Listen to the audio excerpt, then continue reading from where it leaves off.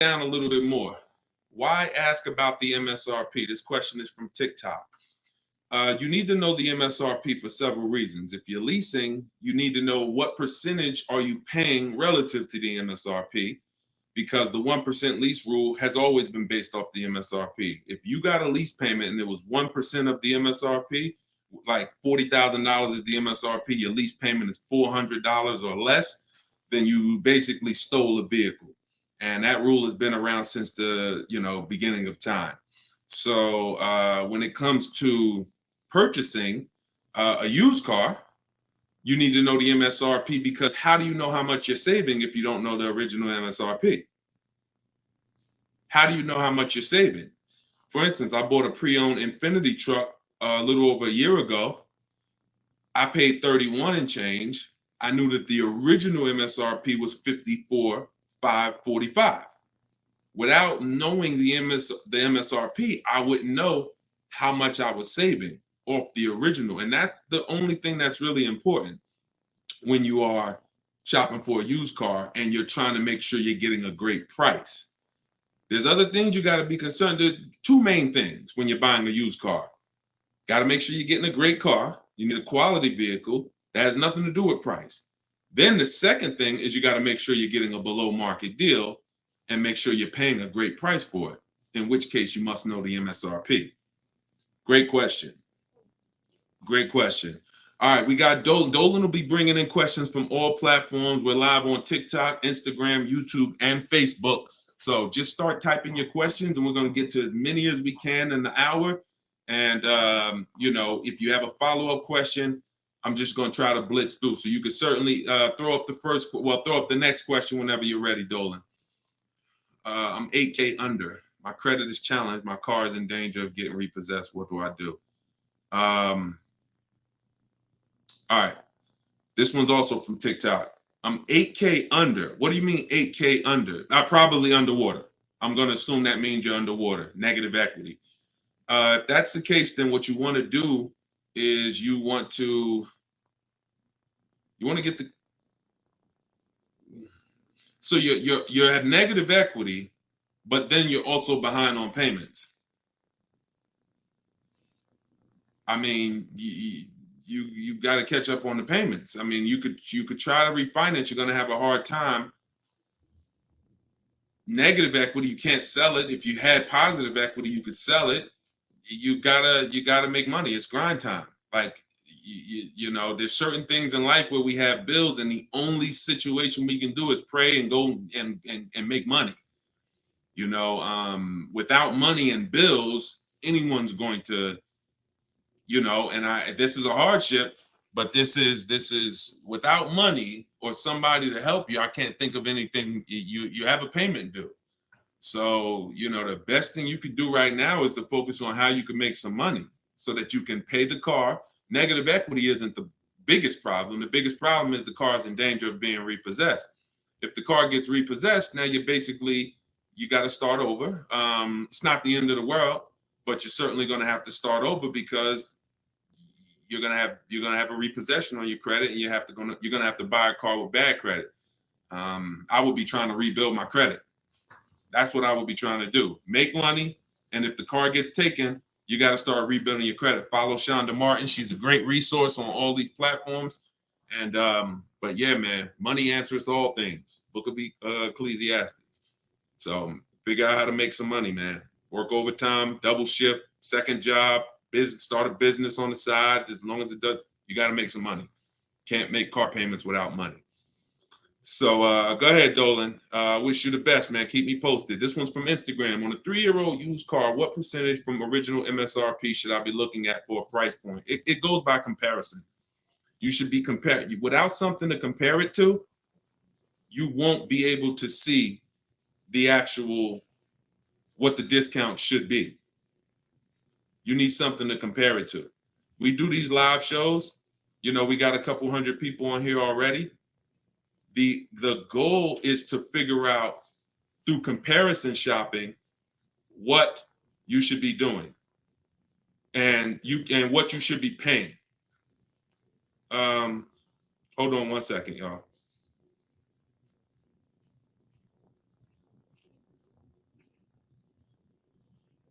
Yeah, so that's the goal. You don't know what a fair price is, what a great discount is, until you are not, until you have other offers to compare it to. That's the problem. Go ahead, Dolan, shoot the next question up. Like, I didn't know that 42% off my Infinity that I got was a great discount until I compared it to the others. I narrowed it down to 4 choices, and then 3 of them were not as big of a discount. And, one of them was, most of them were in the 30s. This particular one was a 42% discount off the original MSRP. Go ahead, Dolan. Oh, this one's TikTok. How do I get the lease rate down? You always, listen, the only way you're going to get a great lease deal is by comparison offers. You got to get at least 5 offers because 80% of dealers are overpriced. And the only way you're going to see that is by looking at other offers. See, most of the questions y'all are going to find out have to do with you shopping for cars the way you shop for other things in life. You shop for everything else. When we get great deals, it's comparisons. Everything we do is a comparison. Now, the only way you have price assurance is through comparison and knowing. If somebody tells you, we guarantee no one will beat our price, or hey, Walmart says you could buy this item and if you find it at a lower price, we'll match it or we'll beat it. See, that's price assurance. That's comparison. That gives you peace of mind of knowing I'm not overpaying. And the only way for you to bring that same piece, the reason why we're able to, and for those of you, if this is your first time on a live with us, type 1. If you've never been on a live stream with me, type a 1 in the chat. See how many first time people we got. How many people first time? What y'all are going to see is what I'm teaching you to do is shop for cars the way you shop for everything else. Because the way you shop for cars now, you don't shop for anything else like that. Okay, Ronnie, I see you, Stoner Kid. Okay. I see you, Amelia. Okay, Batman, good to see you. Edgar. Okay, Paul, we got a lot of first-time people on here. So what you want to do is start shopping for cars the way you shop for everything else. And we get great deals by comparing offers. Now, some of the people I'm going to introduce you to and the way they've gotten their deals is by using what I'm teaching you. Everything that I teach comes out of my new digital book. It's called Car Shopping for People That Hate Car Shopping. 7 Steps to Saving Time, Money, and Avoiding Dealerships. So in that, I have 2 systems for how we comparison shop. One's for new cars and leases. You got to get at least 5 offers. And some of you are like, Deshone, how do I get 5 offers? Well, you stay on. We're going to talk about that. It's easy to do when it's online, but you won't see how different the prices are. When you see, man, everything seems overpriced, it's because you're dealing with what I call the 80%. Dealers that are the 80% are overpriced. They're going to charge you as much as they can because they don't think you're going to find the 20% dealers that are going to beat those offers. So when you talk about how to get a lease rate down, like you look at somebody like Danielle. This is Danielle's lease. She just got a lease on an Audi not too long ago. $44,000 vehicle. She paid $550, no money out of pocket. She just gave him $550, drove off. No down payment. So a lot of the things you're going to see, this is the reason why I represent the Unlearn, Relearn brand. Because a lot of what you've been using, you got to unlearn. It's not going to work here. But I'll help you do that. So for the launch of my new book, you can get yours for 75% off in my TikTok bio. It's normally $97. It's 75% off while we're on the broadcast. You got 30 minutes. And Instagram bio, you can get yours. And if you're on YouTube and if you're on Facebook, I'll put the link for you guys. Y'all can get yours. But that's how you get lease rates down. Comparison offers. Making people bid for your business. Stop negotiating, guys, and start making people bid. We'll talk more about that. Go ahead, Dolan. Shoot the next question up. We're taking questions from all platforms, Facebook, Instagram, YouTube, and TikTok. And could everybody who shares invite somebody? If you're a sharer, I appreciate it. I always give, we're trying to figure out something special we could do for the sharers because there's nothing, I told y'all, inbox me. If you got ideas, what could we do to reward or come up with something for the sharers?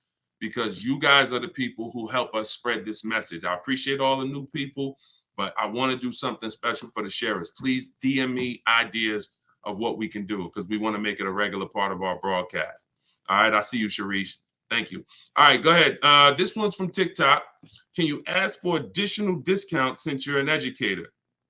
See, the problem is if there's a rebate, then you'll get it when you reveal it. If there's a first responder rebate, you can't depend on a dealer to tell you about it. Some of the 80% won't tell you about it.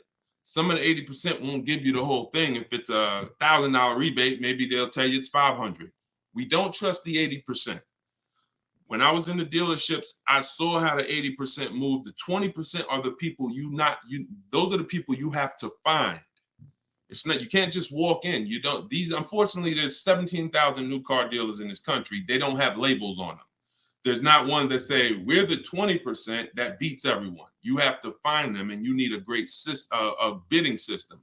You can do it manually by phone, or you can do it my way by email, copy and paste. So, but you're not going to, it's like people who said, well, I have a GM, I get a special price with Ford. I get a special price with General Motors. You can't depend on the dealer you're dealing with to tell you the special price and to tell you the rebates if they have them. The only way you're going to see it is by getting at least 5 offers, and then you'll be able to reveal who gave you the real offer. It's unfortunate, but it's actually better for you, because who's not a good negotiator? Type not me if you are not a good negotiator. Just speaking honestly, you're not a good negotiator. It's not your thing. I consider myself to be pretty good, and I won't do it. All right, Danny said not me. Okay. Rai, sorry, I butchered your name. Lovey, okay. This is going to work for everyone who's not a good negotiator. Now, I am a good negotiator, but I won't shop that way. I'm always going to get bids, because if you're negotiating with the 80%, they're so overpriced. Even when they drop down a couple $1,000s, you're still overpaying. That's the whole point. That's why it's best for you to sit at home where you're in control. You can use my way, which is email. We copy and paste. I have a strategy in my book. It's called 25 to 5, where you're going to connect with 25 new car dealers. This is only for buying and leasing new cars. This is not for used cars. I have a different strategy for that. But you're going to sit at home. You're going to connect with 25 dealers online in about 20 minutes. And that's going to get you 5 offers using my scripts, using my replies. Now, the manual way to do it is to pick up the phone, call, and speak to at least 5 sales managers. But you need to get 5 offers. That's the only way you're going to see how much money that the 80% we're trying to overcharge you. Does that make sense? And it goes with the same thing with military discounts. Doesn't matter. Special pricing, employee pricing. You must shop multiple offers, because you can't trust the 80% to actually give you the real numbers. All right. Go ahead, Dolan. Bring the next one in. We're taking questions from all platforms. Did I post that link? The book is not good for used car. Absolutely. That's just my system. You're going to hear me talk about 2 systems of shopping multiple offers and options. One's for new cars and leases. That's called the 25 to 5. One's for used cars. That's called the multiple marketplace strategy. When we shop for used cars, we have a different strategy. You must shop for your best used car offer in a different way than your new cars.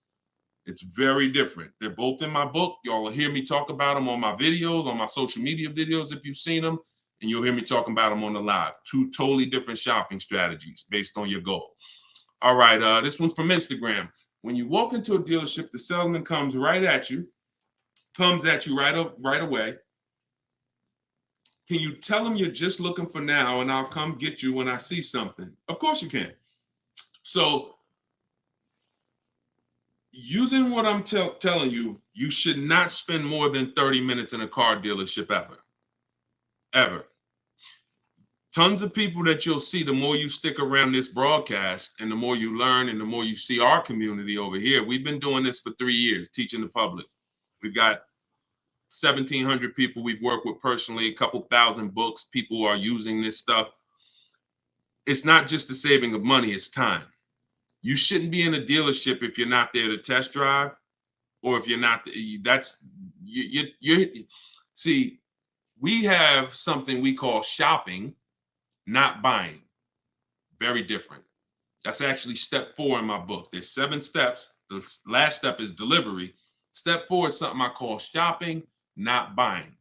You have to learn, if you're going to enjoy shopping and take control of your car deals the way I want you to, that when you are shopping, you are deciding what you want. That's shopping, deciding what you want. You can get your copy of the book in my TikTok bio. Everybody got 30 minutes to get it for 75% off. Somebody on TikTok said, how do I get the book? It's in my TikTok bio. If you're on Facebook or YouTube, you can scan the QR code, or you can go to deshonesbook.com. If you're on Instagram, you can go to my Instagram bio. It's normally $97, but it's part of our official launch. You can get yours for 75% off.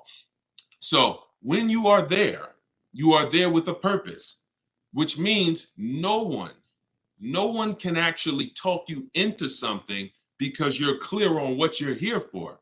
I'm here to see what I like. I'm here to decide what I want. I got my kids with me. I'm here to see how this vehicle is it comfortable? This is only for new cars and leases. We don't test drive used cars until the end. That's a different thing. And I'm answering questions specifically. So when someone asks about a used car test drive, we'll talk about that. For those of you who are leasing and buying new cars, we are there to test drive and decide what we want. That is it. We do not talk numbers in the dealership. Listen, I want y'all to remember this. You will never, using what I'm telling you, you will never talk numbers in the dealership. If you are coming there to see a used car, the deal is made already before you get there. Your numbers, everything should be established online. That's the multiple marketplace. There's a very simple process that you can follow for shopping for used cars. About the time you walk in the deal, who's ever had a dealership that they had to walk out of?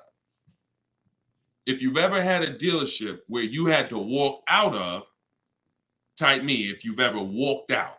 Somebody wasted your time. Somebody tried to, whatever. You went there and you're like, man, I'm leaving. This isn't good. I'm glad you did that, but I want you to get to the point where no one can even waste your time. That's what I want you to get to, which means every time you walk in the dealership, for a used car, the deal is made. You're just there to test drive it, verify everything you did online. We'll talk about this. And then you're taking the car, or you're locking up that deal. Not taking it, because you're locking up the deal. Now with a new car, you are there to test drive only. I'm deciding what I want, and look, you got to be able to ignore this. Let this stuff go. Hey, can I talk to you? Hey, let me just show you these numbers. Hey, we got some real good deals this month. Hey, you know what? Have you seen the specials? Hey, we got a special price. Hey, we're taking off Hey, we're paying over $2,000 for people's trading. Hey, we're buying old leases back. All of this stuff, it got to just be, that junk got to go using what I'm teaching, because that stuff works for other people. It probably has worked on you in the past. Now, you're not going to let people throw you off this agenda anymore. You are literally there to shop, decide what you want, and when you take the salesperson's card, when you come home, if you like that vehicle, we will be purchasing it and getting multiple offers from home, never in the dealership. Everybody clear? If you're clear on that so far, type clear. Everybody clear on that? Clear? All right, I see you, Dave. Yep, I see you, Danny. All right, go ahead. This one's from Facebook. Carla said, my granddaughter purchased her first car in November 2023. She wanted to lease, but was told she was too young. She's 20. How can she transition from a current car note to a lease car when she turns 21 next year? Great question. Who has a car that they're thinking of replacing? You have a car now. You're thinking about replacing that car. Could be a lease, and you have to replace it. Could be a car you own. Could be a car you're financing. So the first step in my book, it's called 7 Steps to Saving Time, Money, and Avoiding Dealerships. Car shopping for people that hate car shopping. First step is the most important question. We must know whether we're going to lease or buy. You have to see that as the foundation of your car deals. You cannot get a great deal when you should have leased, but you bought. It is impossible. You can't get a great deal if you should have bought, but you leased. So that's the most important question. That's step 1. How many years are we keeping the car? Now, after that, here's what you do. you guys who have a car you have to replace, including this young lady, Carla, she asked, you must do an equity assessment. This is step 2. Equity assessment is going to tell you, can you get out of your car clean? Can you get out of your car break even? Can you get out of your car and there's equity there, which means you can put that equity in your pocket or into the next transaction? Or do you have negative equity if you have a loan? So the equity assessment is going to tell you. Now, here's how you do it. You're going to call your bank. If you have a paid off car, you do not need to do this step. You can skip this step. If you have a loan or a lease, you're going to call your bank. You're going to ask for the payoff.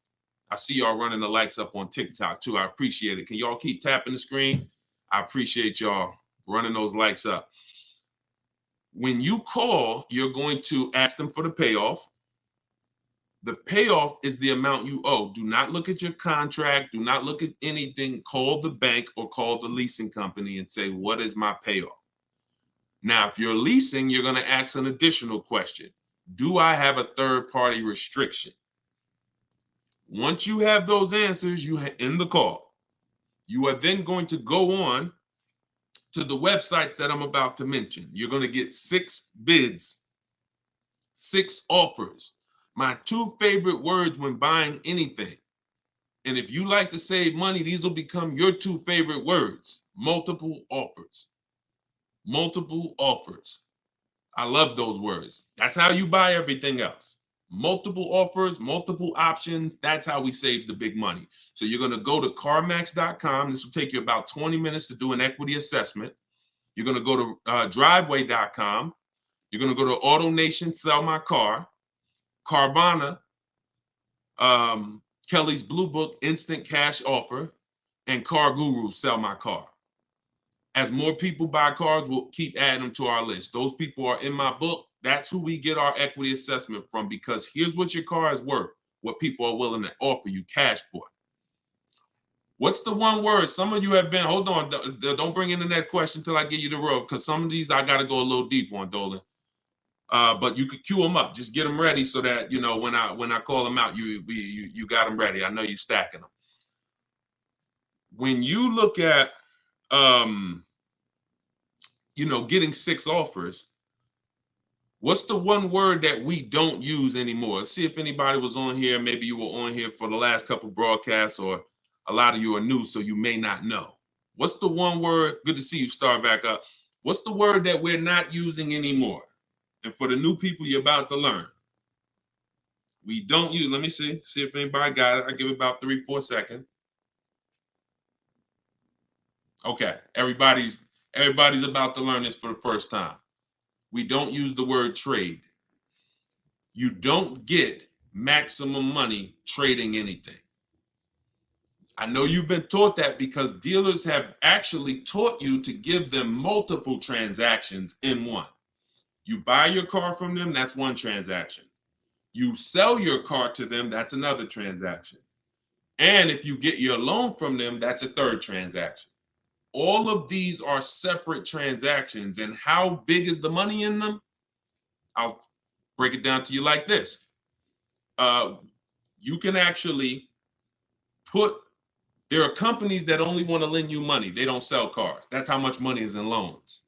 There's companies and people who just want to buy your car. They don't want to sell your car. That's how much money is in buying cars. So somebody just said trading is convenient, though. If you want to conveniently lose $2,000 or $3,000 because you want to save 30 minutes, then be my guest. I'm talking to the people who are like, Deshone, that's not my thing. And I'm not talking about a private party sale. We're not talking about listing the car on Facebook. We're talking about going to people, all those companies I just named, they literally have a short inspection process and they cut you a check. I sold my lease to CarMax. They won the bid 2 years ago. I walked out with a check. I was there for 45 minutes. Then I brought my parents down because they won the bid for their Mazda. They taught you that, anything else besides what we're telling you to do is going to be hard. You might as well just give us all the business because, anything else is going to be just hard. Meanwhile, what you're putting yourself through is hard. So that's how you do the equity assessment. Now, if you do have a lease, when you go on those websites, there's a question there. It's going to say, is the car owned, financed, or leased? You want to put owned because you just want the true value. And when you put lease, it triggers something on their websites. Don't worry about that. If you don't have a third-party restriction, you can sell direct to anyone. If you have a third-party restriction, you're going to take those offers, and then we're going to call used car managers, because the third-party restriction does not say you can't sell. It says you must sell to a brand of the same dealer, a dealer of the same brand. So if you have a Nissan, you must sell to a Nissan dealer. Here's what that doesn't mean. Go walk into one Nissan dealer. We get bids, we speak to at least 3 to 5 used car managers, we get bids. Are y'all starting to get the sense that everything we do is a bid? And the only way you're going to see how much money you've been losing by not getting multiple offers is to get multiple offers. Everyone I've been working with says, Deshone, there's no way that I would have known how much money was in these car transactions until I started getting multiple offers from home. We don't do this by getting in our car and driving from place to place. We do this by sitting at home and using what online tools have already existed for the last 5-6 years. All right, go ahead, Dolan, bring the next one in. Welcome to all the new people. Everything that we're talking about is in my new digital book, Car Shopping for People That Hate Car Shopping, 7 Steps to Saving Time, Money, and Avoiding Dealerships.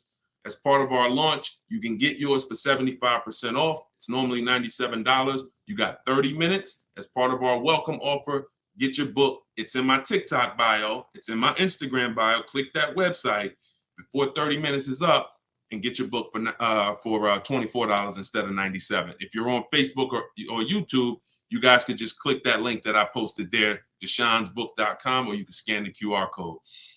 This one's YouTube. Is it best to shop online for a car or go in person to a dealership? You can't do what I'm telling you to do in person. If you're tired of spending the time in dealerships, I'm gonna tell y'all something, and this is 100% God's honest truth.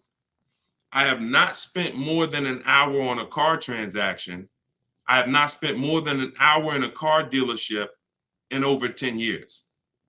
I've leased since 2015. I got my Infiniti lease then. I leased 2 Infinitis prior to that. I've leased 2 Infinitis.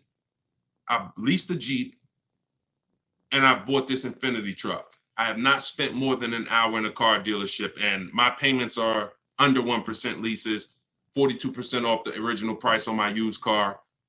You don't need, the internet exists. Do you need to walk into the shop that sells TVs and spend an hour there to get a great deal on a TV in 2024? We got a bunch of smart people on here. Do any of you think that you would get your best price on a TV by going into a store that sells TVs? Anybody on here? In 2024, do you think that? No. We got a bunch of no's. So we understand that when we're buying these items out here, we're never getting our best price by going to the store. We're getting our best price by using the internet as it's meant to be used for comparison shopping and to keep you in control. So great question. Absolutely. No, if you ever talk to somebody and they say they learned from me and they spent more than an hour in a dealership, really, I want to get you to the point where you're 30 minutes. You'll probably be an hour at first, but even if you'll probably be 30 minutes because you're there to test drive or you're there to pick up your car because the deal was made online. It's no reason for me to be here for an hour. Only time I'm there for an hour, only time they got you there for an hour is when you're sitting down letting them talk numbers to you. It's the only time. That's the only time. Thanks for everybody who's giving gifts. I appreciate you supporting the broadcast, and shout out to the sharers. What Instagram allows you to do is Instagram, you can hit that share button and you can share, just run down the list of your friends, invite one friend over here. Because I'm telling you, people going to be mad at you. I don't want to break up friendships, y'all. When your friends find out you've been getting this information, using it, saving thousands of dollars, not spending time, and then they go out here and they shop in the old way, and you didn't invite them to the broadcast, what they going to think about that? Come on. I don't want to damage any friendship. So make sure you're doing your friends the justice of inviting them to the broadcast. Go ahead, Dolan. Shoot the next question in. All right. And we're taking questions from all 4 platforms. So just keep typing them. We'll get through as many as we can in the hour. Erica, this one's from YouTube. I purchased a used vehicle from the dealership, and 2 weeks later they called me and asked me to bring it back because the previous owner wanted it back. Can they do that? Mm, mm, that's a nightmare. Mm.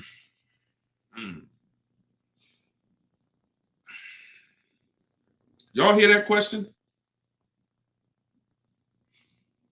Erica purchased a used vehicle. 2 weeks later, they called, asked to bring the car back because the previous owner wanted it back. So it's less about your transaction, and it's more about if the transaction with the original owner was legally closed.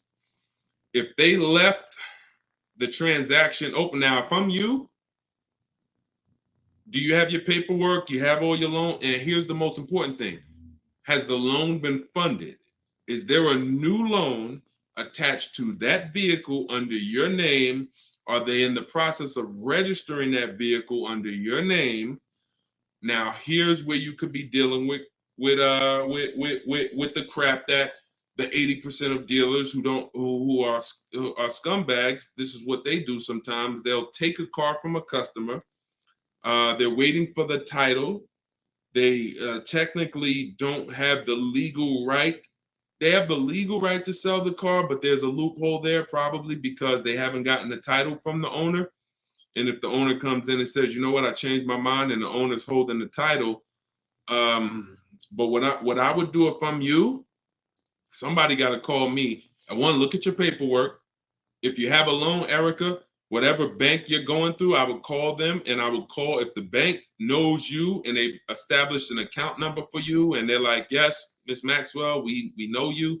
Then I'm holding on to the car until somebody comes and pries it from my hands because I have a legal right to this car. There's a loan under my name. You have my money. You have started this process. If none of that's in place, then,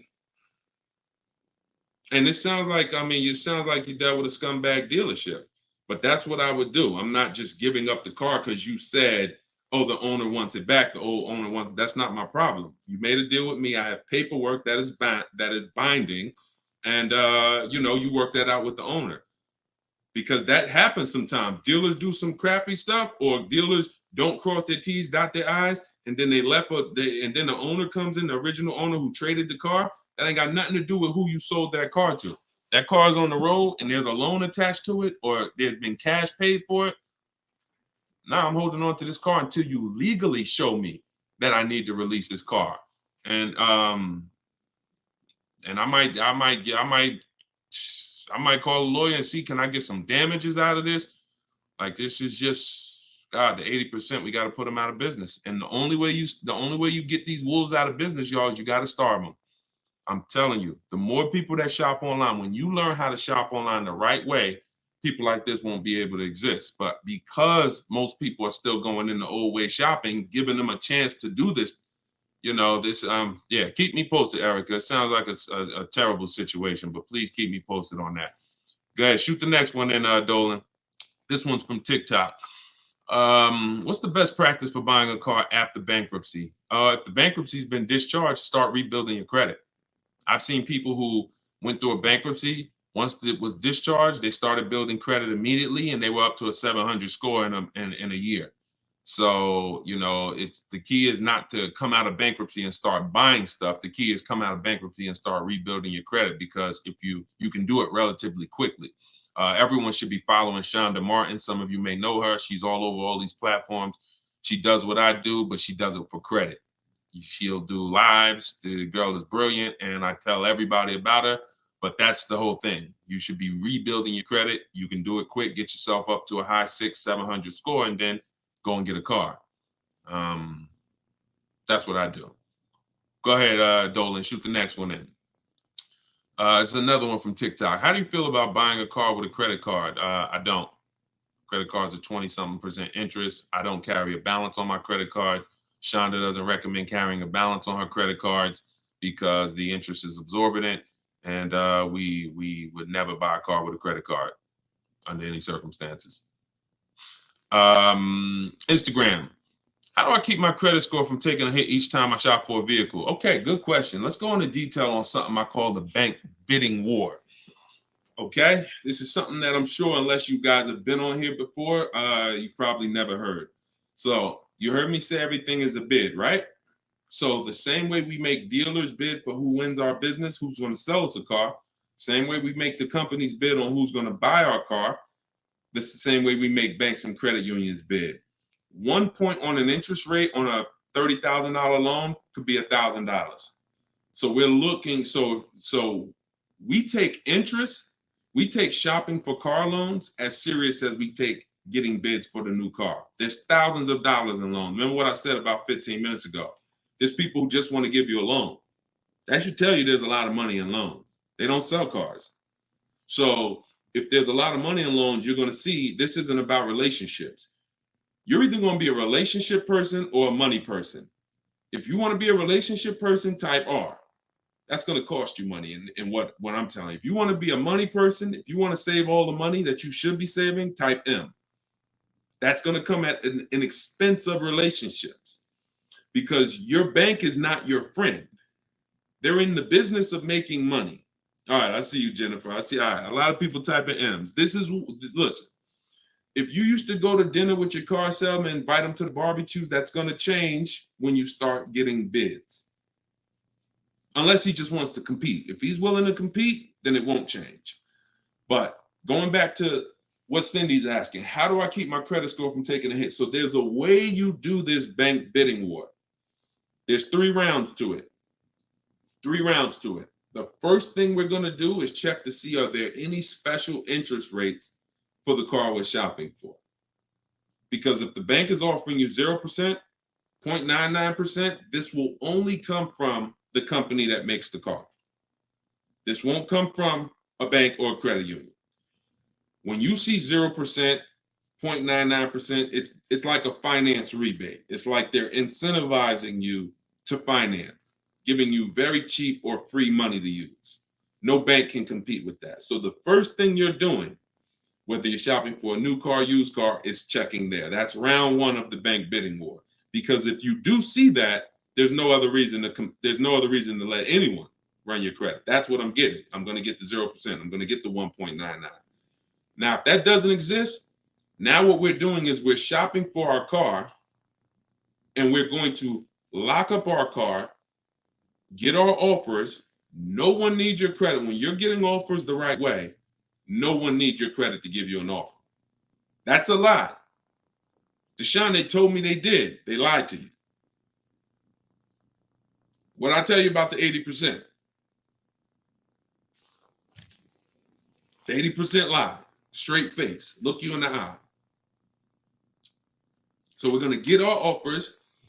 Once we find the best offer in the market, we reserve the car. We take that buyer's order. We come home. And now we're going to let tons of people run our credit. Isn't that going to make it go down? Here's how the bank bidding war works. And you can Google this. The credit bureaus allow you to have multiple people run your credit within a finite period of time. Experian has an article on this. They say between 14 and 45 days. If you're letting all these people run your credit within this period of time, what it looks like to the credit bureaus is you're rate shopping. You're rate shopping. They're not going to penalize you for rate shopping. They will penalize you from going to dealer, letting this dealer run your credit, letting this, oh, I'm trying to buy this Chevrolet. Oh, let run my credit. And then here I'm at a Nissan dealer. Okay, I'll take the Nissan Altima, letting them run your credit. You'll be penalized for that. That is not what I'm telling you to do. I'm telling you, don't do that. So when you get your car, you're bringing that home, and you're going to call your bank. You're going to now call your credit union or go on their online portals, and you're going to go to every online lender. I have some listed in my book, Lightstream, Community Credit Union, and you're going to let all these people make offers for you. Because who's seen a case? This is another reason this works so well. Who's tried to reach out to their bank or their credit union to get a rate, and they say you have to have a car first? Who's had that happen? You're trying to get a rate, and they say, well, we can't give you a rate. We need you to give us the details of the car first. So now you're trying to make up what you think you're looking for. Yeah, I'm looking for. No, it's because it's not designed to work that way. It's designed to work where you get your paperwork, get your buyer's order, has all the numbers on there, has the year, the make, the model, what you're paying, how much you need to borrow, and then you're calling your banks and credit unions. This is round 2 of the bank bidding war.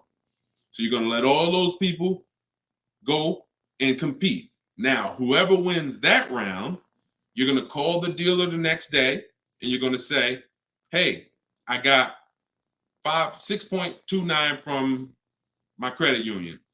But if you guys can beat it, then I'll do the deal with you. This makes the whole price. See, everything I'm telling you to do, if you follow what I'm telling you, the process is easy. You never got to lie. All of those people who taught you how to buy cars and you got to lie, don't tell them you got to trade, don't tell them this, you'll never hear me teach you. You don't have to lie. And the dealers will enjoy working with you to 20% because you're now giving them an opportunity. And it's very different, y'all. When you got a car, when you have a finance manager who's trying to beat the rate you got, here's the difference. And we'll get ready to queue up the next question, Dolan, not yet. Here's the difference. When you don't have a finance manager trying to bid and beat what you have, they're going to their banks and they're asking the salesperson, what's the most you think they'll pay? What's the highest rate you think they'll pay? All right, quote them at this, and then let's see if we can negotiate on the rate. That's what it is when you don't have an offer. But when you give them that, when you found your car, locked it up, and then you call the salesman or you call the finance manager and say, hey, I got 6.29 if you can beat it. Now here's what they're doing. They're reaching out to all their 10, 15 banks and saying, let me see if I can beat this rate. Very different. And only one or two things are going to happen. They're either going to call you and say, hey, look, I tried my hardest. I can't beat the rate. Thanks for the opportunity, but you got a great rate. In which case you have something that we want, which is who knows what we want. When it starts with a P, this is when we guarantee we paid low, the best price for everything. Who remembers? Well, I can't say who remembers because we get new people on this broadcast every day. I swear. All right. Price assurance. So when y'all hear me say price assurance, what that means is you don't drive off anymore hoping you got a good price. Talking to your spouse, hey, you think we could have did better? You think this interest rate was too high? Could we have got a better interest rate? No. Price assurance means you guarantee you couldn't have paid a lower price for the car. Nobody could have paid because you got bids. Nobody could have gave me a lower interest rate because I got bids. Nobody could have gave me more for my old car because I got bids. That's the only way we get price assurance. And all of this is done while you sit at home. So this is in my book, Car Shopping for People That Hate Car Shopping, 7 Steps to Saving Time, Money, and Avoiding Dealerships. If you want everything I teach in one spot, it's there. You can get your copy for 75% off. It's normally $97. And you can go to my TikTok bio. It'll be in your inbox in literally 5 minutes. The reason it's a digital book too is because things change. Vroom just went out of business a couple months ago. They used to be one of the people who competed for our business. If you guys had, your book and you had bought it and then it was a print book, because some people say, Deshone, is it in print? This is the reason, one of the reasons why it's not. If Vroom is in that print book, what happens? Now I got to jump on live and say, hey guys, volume 2 of my book is out because things have changed. Get your volume 2. I don't want to do that. You get this one time, and then I update it when Vroom went out of business. I updated the master file. Everybody who opened their book, no matter what, it was relevant. And that's one of the biggest reasons why it's a digital book.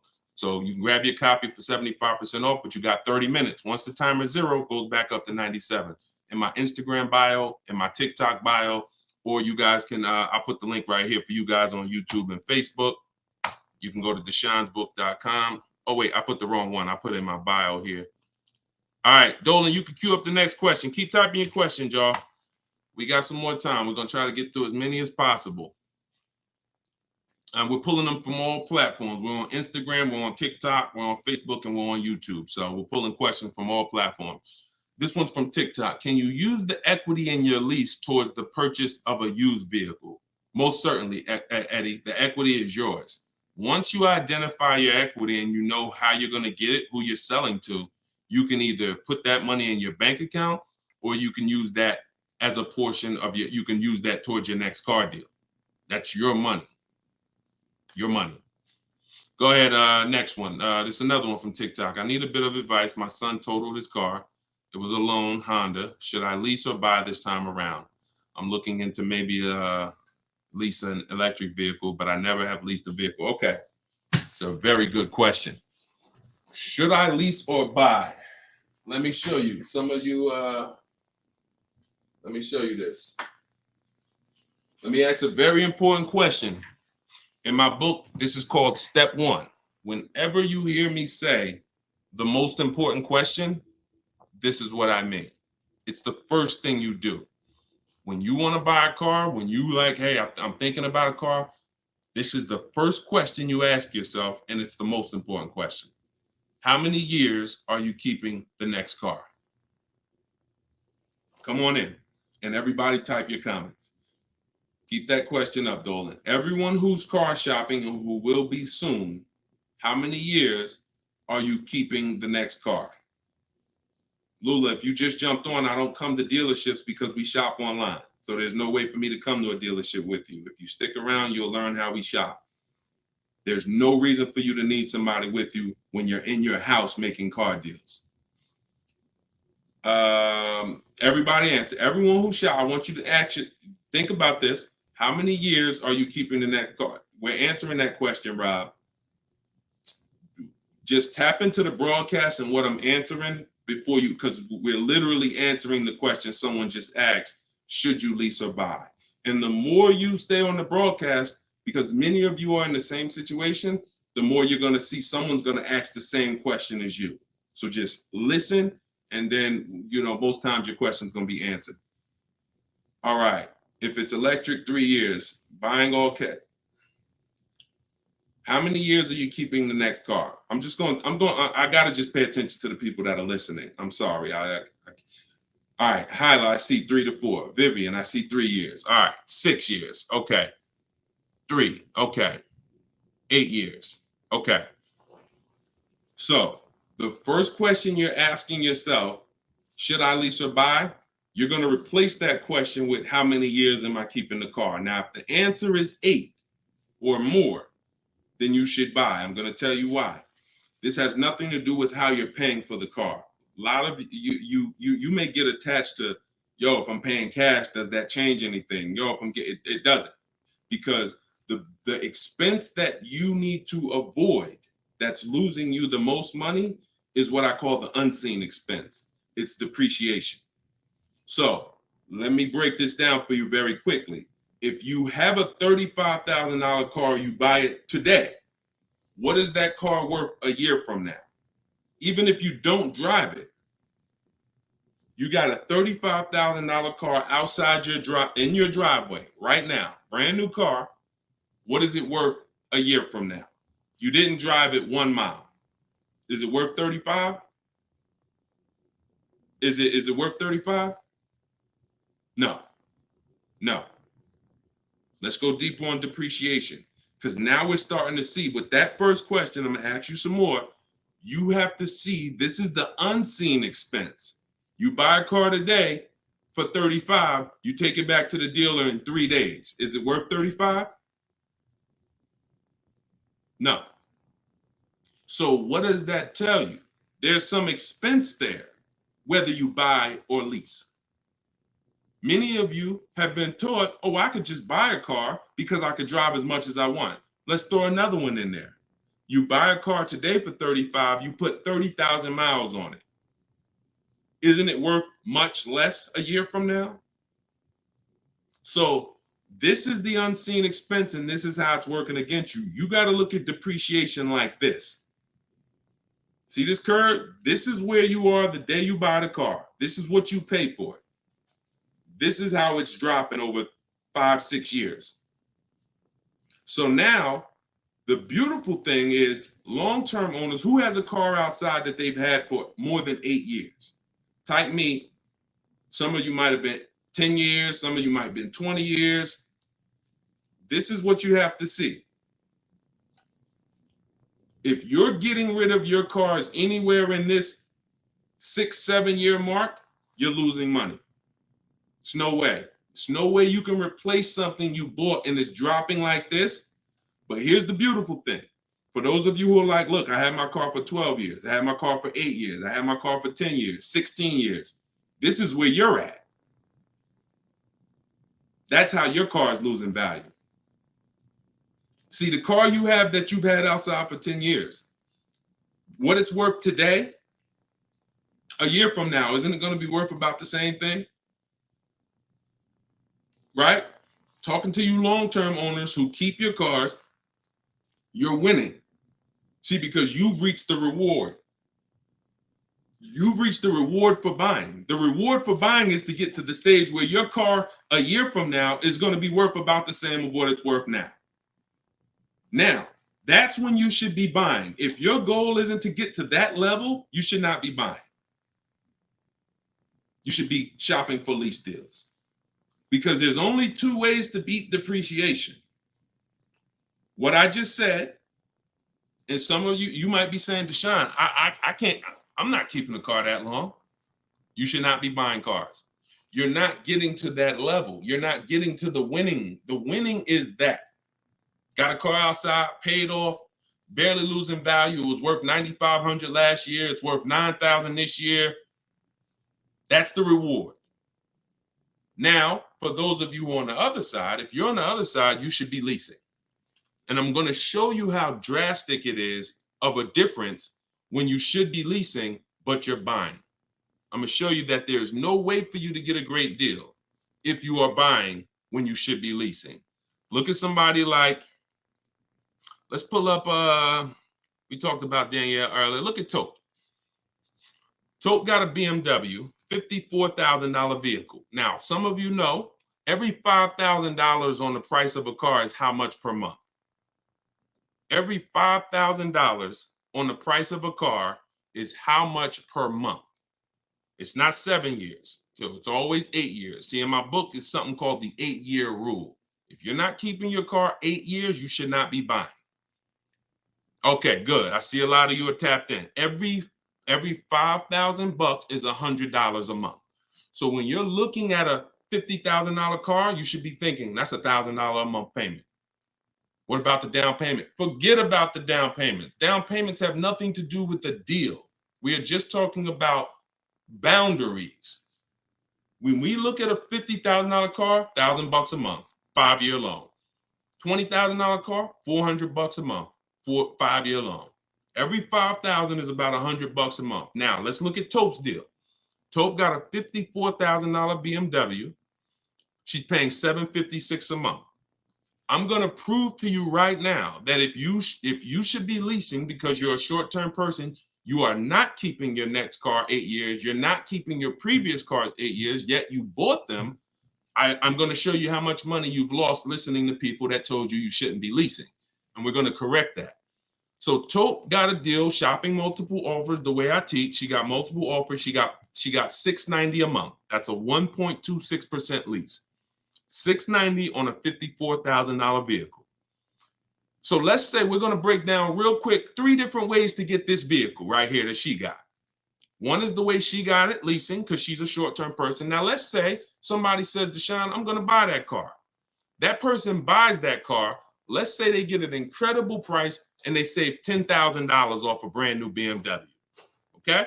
I want to show you that even with extreme cases of big money, I could teach you how to get the best price on the car, but it's not going to change. If your deal is on the wrong foundation, you can't get a great deal. So let's say somebody walks in right after Tope. They look at her car, they see her driving off, and they're like, man, I want that same car. All right. And they end up saving 10 grand. So they buy it for $45,000. Taxes, fees, probably put them up around 48.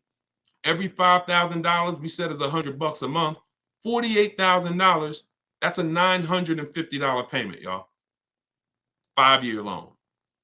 No money down, because Tope put no money down. So we're comparing putting no money into these deals. When you start putting no money into the deals and looking at them, you're going to clearly understand them. Sometimes people use down payment money to confuse you. $690 a month she's paying, they're driving off paying $950. No way. Now a third person comes in. Man, I see those two people just drove off. You got that car used though? Can I get a used one? I don't want to buy a new one. I don't want to get a new one. I know that's going to be expensive. What do you think a brand new vehicle that was $54,000 brand new? What's a good price of that vehicle used, y'all? What's a good price used?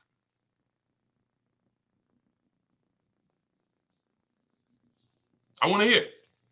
Somebody throw something out. 40? Okay. 40? I'm going to take the lowest number. This is how it's going. I mean, it's not going to be 30. Okay, a $54,000 vehicle. You're not. Let's take 21. Okay. No, all right. I can't. We gotta use like real answers. So you're not getting a $54,000 vehicle. Oh, maybe I should preface 3 years old, right? Let's say 35. Let's say 35. Right? That's pretty conservative. 54,000 new. They find one for a great price. It's a used car. They get it for 35. Every $5,000, $100 a month. What's the car payment? 700. 700.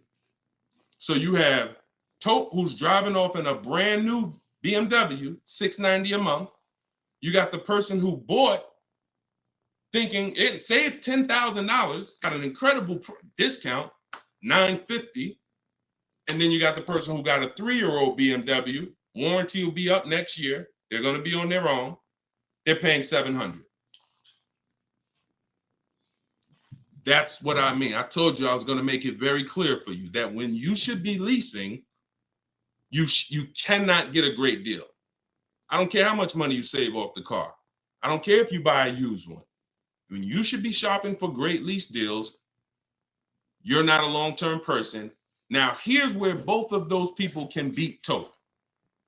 Both of those people can keep their cars 8 years. Long-term, pay the cars off. Now, we see them down the line, and now they're winning. And it's not that Tope is losing. It's just that they've all won now. Everything when you purchase cars, when you get to this stage, if a person bought that car and they're at this stage now, I had this BMW for 8, 9, 10 years, and it's not losing any value anymore. Oh, you won. That's the reward for buying. But if you're not going to get there, you're losing by not leasing. That's the leasing versus buying. I call that the most important question. It's the first question. When you open my book, it's step 1. How many years are you keeping the next car? That is the first thing you ask yourself because it's the foundation of your car deals. So everything that I'm teaching you is out of my new digital book, Car Shopping for People That Hate Car Shopping. 7 steps to saving time, money, and avoiding dealerships. Step 1 is the most important question. Step 7 is delivery. So by the time you get to step 7, you're either having your car delivered or you're picking it up. This is not a book you read and then you go take a test on it. This is an action guide that gets you closer and closer to your vehicle. And when you get to step 7, you're taking delivery. So you can get it for 75% off. Get your copy. Get your 75% off in my TikTok bio, in my Instagram bio. It'll be in your inbox in literally 5 minutes. If you're on YouTube or Facebook, you can scan the QR code or you can go to Deshone'sBook.com. All right. I love talking about this. Go ahead, Dolan. We probably got time for 2 more. Bring in 2 more, Dolan. Bring in the next one. And then we'll wrap. Yep. I drive too much to lease. See, hold on. Before you say that, you got to be very careful making statements.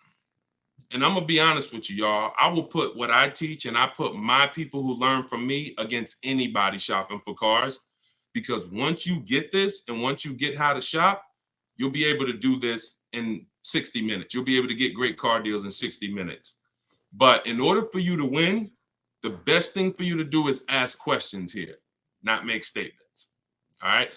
This one's from TikTok. Can you use the equity in your lease toward the purchase? Oh, yeah, we got that one already, Dolan. We did that one. Shoot the next one up. This one's from Instagram. How do you compare car prices if the model has different options and packages? Are you talking about new cars? Or are you talking about used cars? let's just break down them both. How do you compare car prices if the model has different options and packages? The way we compare lease offers, we look at them from percentages. See, prices can change, but percentages don't. If I got a $40,000 vehicle and I'm paying under 400, that's a 1% lease. We call that a steal. If somebody offers me a $42,000 car, if it's 1%, then that's $420. That's why we go by percentages. Same thing with used cars. When we're looking at a used car, I need to know what the original MSRP was. I'm going to get this from the Carfax. I'm going to get this from, there's a site called With Clutch. Carfax has an agreement with a couple manufacturers where they have the window sticker there. So I'm going to get I'm not going to buy a used car, and I would never recommend you buy a used car without knowing the original MSRP, because we want to look at the discount percentage. So example, my Infiniti truck I bought, it was $54,000 brand new. The other three that I was looking at, one was 52, one was 48, one was 46. So when I compared the discount off of the new price, this one had the greatest discount off the new price. Therefore, it was the best offer. And that doesn't matter that it had more options than everything. It also had a greater discount percentage wise. That's how we compare, no matter what prices are being thrown at us. When you learn to look at things percentage, and I have calculators in my book. I have ways that we make offers. I have calculators that I've invented, online calculators where we plug in all our offers and then it spits out the counter offers that we should be making. All of that is in there. Like there's more stuff in the book than I could ever describe on this one live stream. All right, go ahead. Cue up the last one. Pick a good one. TikTok. Listen to him. He got me a check for $4K for my lease car. I said pick a good one. You picked a good one. Listen, a lot of people, and I'm glad. Congratulations on that. A lot of people didn't even know you could sell leases. If you didn't know you could sell a lease, type a question mark. Be honest. If we're honest here, this is how you're going to win. Because at some point, this person right here who just said I got $4K selling my lease, at some point, they didn't know you could sell a lease. But once they discovered it, they're like, okay, I'm going to tap in. I'm going to follow what he says. And that part of their transaction's 4,000 richer. Forget what they bought. Forget how much they got off the car. Just that part is 4K. So all of you who said I didn't know you could sell a lease, think of how much money you have left on the table returning leases to dealerships without doing an equity assessment. So we must do it. So I'm very big on getting this information out. Y'all can get it any way you want. You can go through all my social media videos. As you can see, those videos are made for different types of people. Some of you are high mileage drivers. Some of you are, going to be leasing. Some of you have negative equity. Some of you are going to be purchasing new. Some of you are going to be purchasing used. Some of you are going to be paying cash. So you can go through the social media videos and piece the ones together that's for you. You can also hop on these live streams, piece the information together for you, or you can go and grab your copy of my new book, Car Shopping for People That Hate Car Shopping, 7 Steps to Saving Time, Money, and Avoiding Dealerships, and you can just have the whole playbook. And the playbook is in there for everything. So if you're leasing now, it's in there. If you're going to be getting your spouse a car, it's in there. I can't tell you how much the book is going to make you. You'll tell me. Maybe 10, 15, 20 years, you'll tell me, this book, Deshone, this book has saved me $20,000. Because the more cars you get, the more your money you're going to save, even if you're going to get one. But I just want you to have the information, get it how you want it. You can get 75% off your copy as part of our book launch in my TikTok bio. Click that link, and then same thing on Instagram. Click that link and then click the button that says get 75% off my new book. But it's only for 30 minutes. After 30 minutes, price goes back up to $97. $24 is better than $97. So, and I'll put the link one more time for you guys on YouTube and Facebook. You can click this link here that says Deshone's book. I just posted it. Or you can scan the QR code. If you might be watching us on a television, you can just scan the QR code with your phone, grab your 75%. So this is what we do. Whenever you see me live, I'd encourage you to invite a friend, tell somebody. If you see a coworker and they're like, man, I got to buy a car soon, invite them to one of our streams, because we get very, very detailed about showing you all the money in your car deals and making sure you know what you're doing. Please, if you're not subscribed to us on YouTube, we got a lot of things coming to YouTube. We're going to be time stamping these questions in future episodes so that you can easily navigate through previous episodes and find your answers. So everything is Deshone the Auto Advisor. Make sure you subscribe to YouTube because we got a lot of stuff coming there. But other than that, have a great day. I'll see y'all in the next broadcast. Everyone who got the book, use it, win with it, and make sure you DM me or email me your success stories. I want to see your deals. Email me your deals, not just your cars. You're going to love it. Once you start making deals and you're confident with the money, you're going to be so excited about sharing the numbers, you might forget to tell me what car you got. Deshone, look at this price I just got. Oh, by the way, it was on this car. So that's what we want. All right. God bless y'all. I'll see you soon.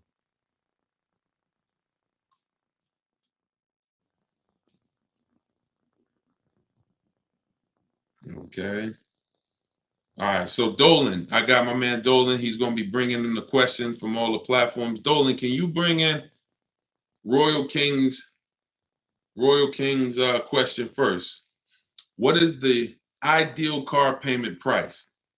So one of the things that we look at when we're considering, car payment is, I always say, in fact, I had a video, some of you may have saw it. It was my first video ever on TikTok where it started out saying the worst thing you could do in a car dealership is to say, just get me to this price.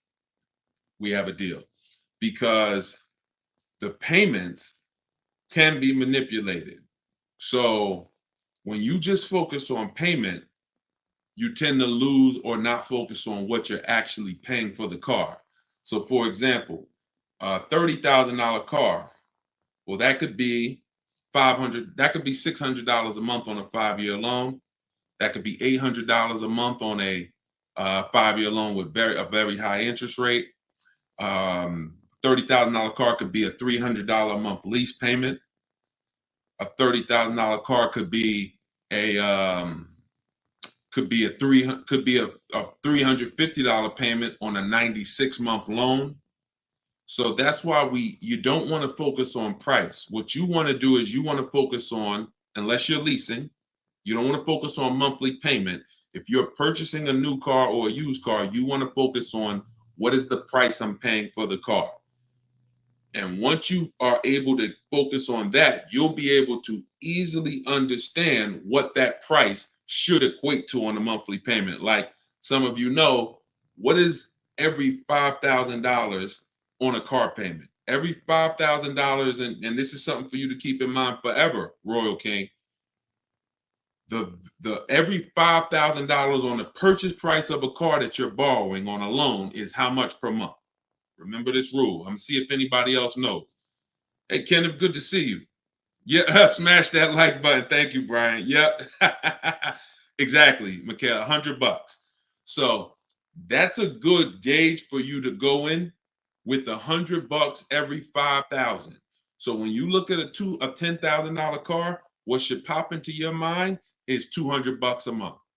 You should automatically default to a 5-year loan. I don't want you defaulting to 6. 6 is what I call the longest. I have a rule called the rule of 72 and the 10th birthday, which means we don't take a car loan more than 6 years, which is 72 months, and we don't have a car loan on the car past its 10th birthday. Bad combination, a lot of risk. So if you just default to every $5,000 of the car I'm shopping for, it's going to be $100 a month. That's going to be a good rule of thumb for you to base it off of. So welcome to everybody who just jumped on. If this is your first time with me on a live stream, could you type the number 1? I just always like to see the shout out the first time people. You're here for the first time. We do these live broadcasts. I call them right now. I call them car shopping Q&A, car shopping questions and answers. All right, welcome. Could everybody, if you've been here once before, could y'all just type welcome and just keep sending your questions. After you type welcome to all the new people, type your questions in and we'll get to as many as we can in an hour. This whole broadcast is sponsored by, and I'll be teaching out of my new book. My new digital book is called Car Shopping for People That Hate Car Shopping, 7 Steps to Saving Time, Money, and Avoiding Dealerships. It's a complete system of how to shop and get bids online. You should be doing 90 to 100% of your transaction online if you really want to save all the money. That's what we'll be talking about. You can't do 100% online with a used car because we have to test drive. But new cars, you can do 90 to 100%. Used cars, you can do 90% of your transaction online. So you can get your copy for 75% off in my TikTok bio for 30 minutes, Instagram bio for 30 minutes, or if you're on Facebook or Instagram, just go to Deshone's book or scan the QR code.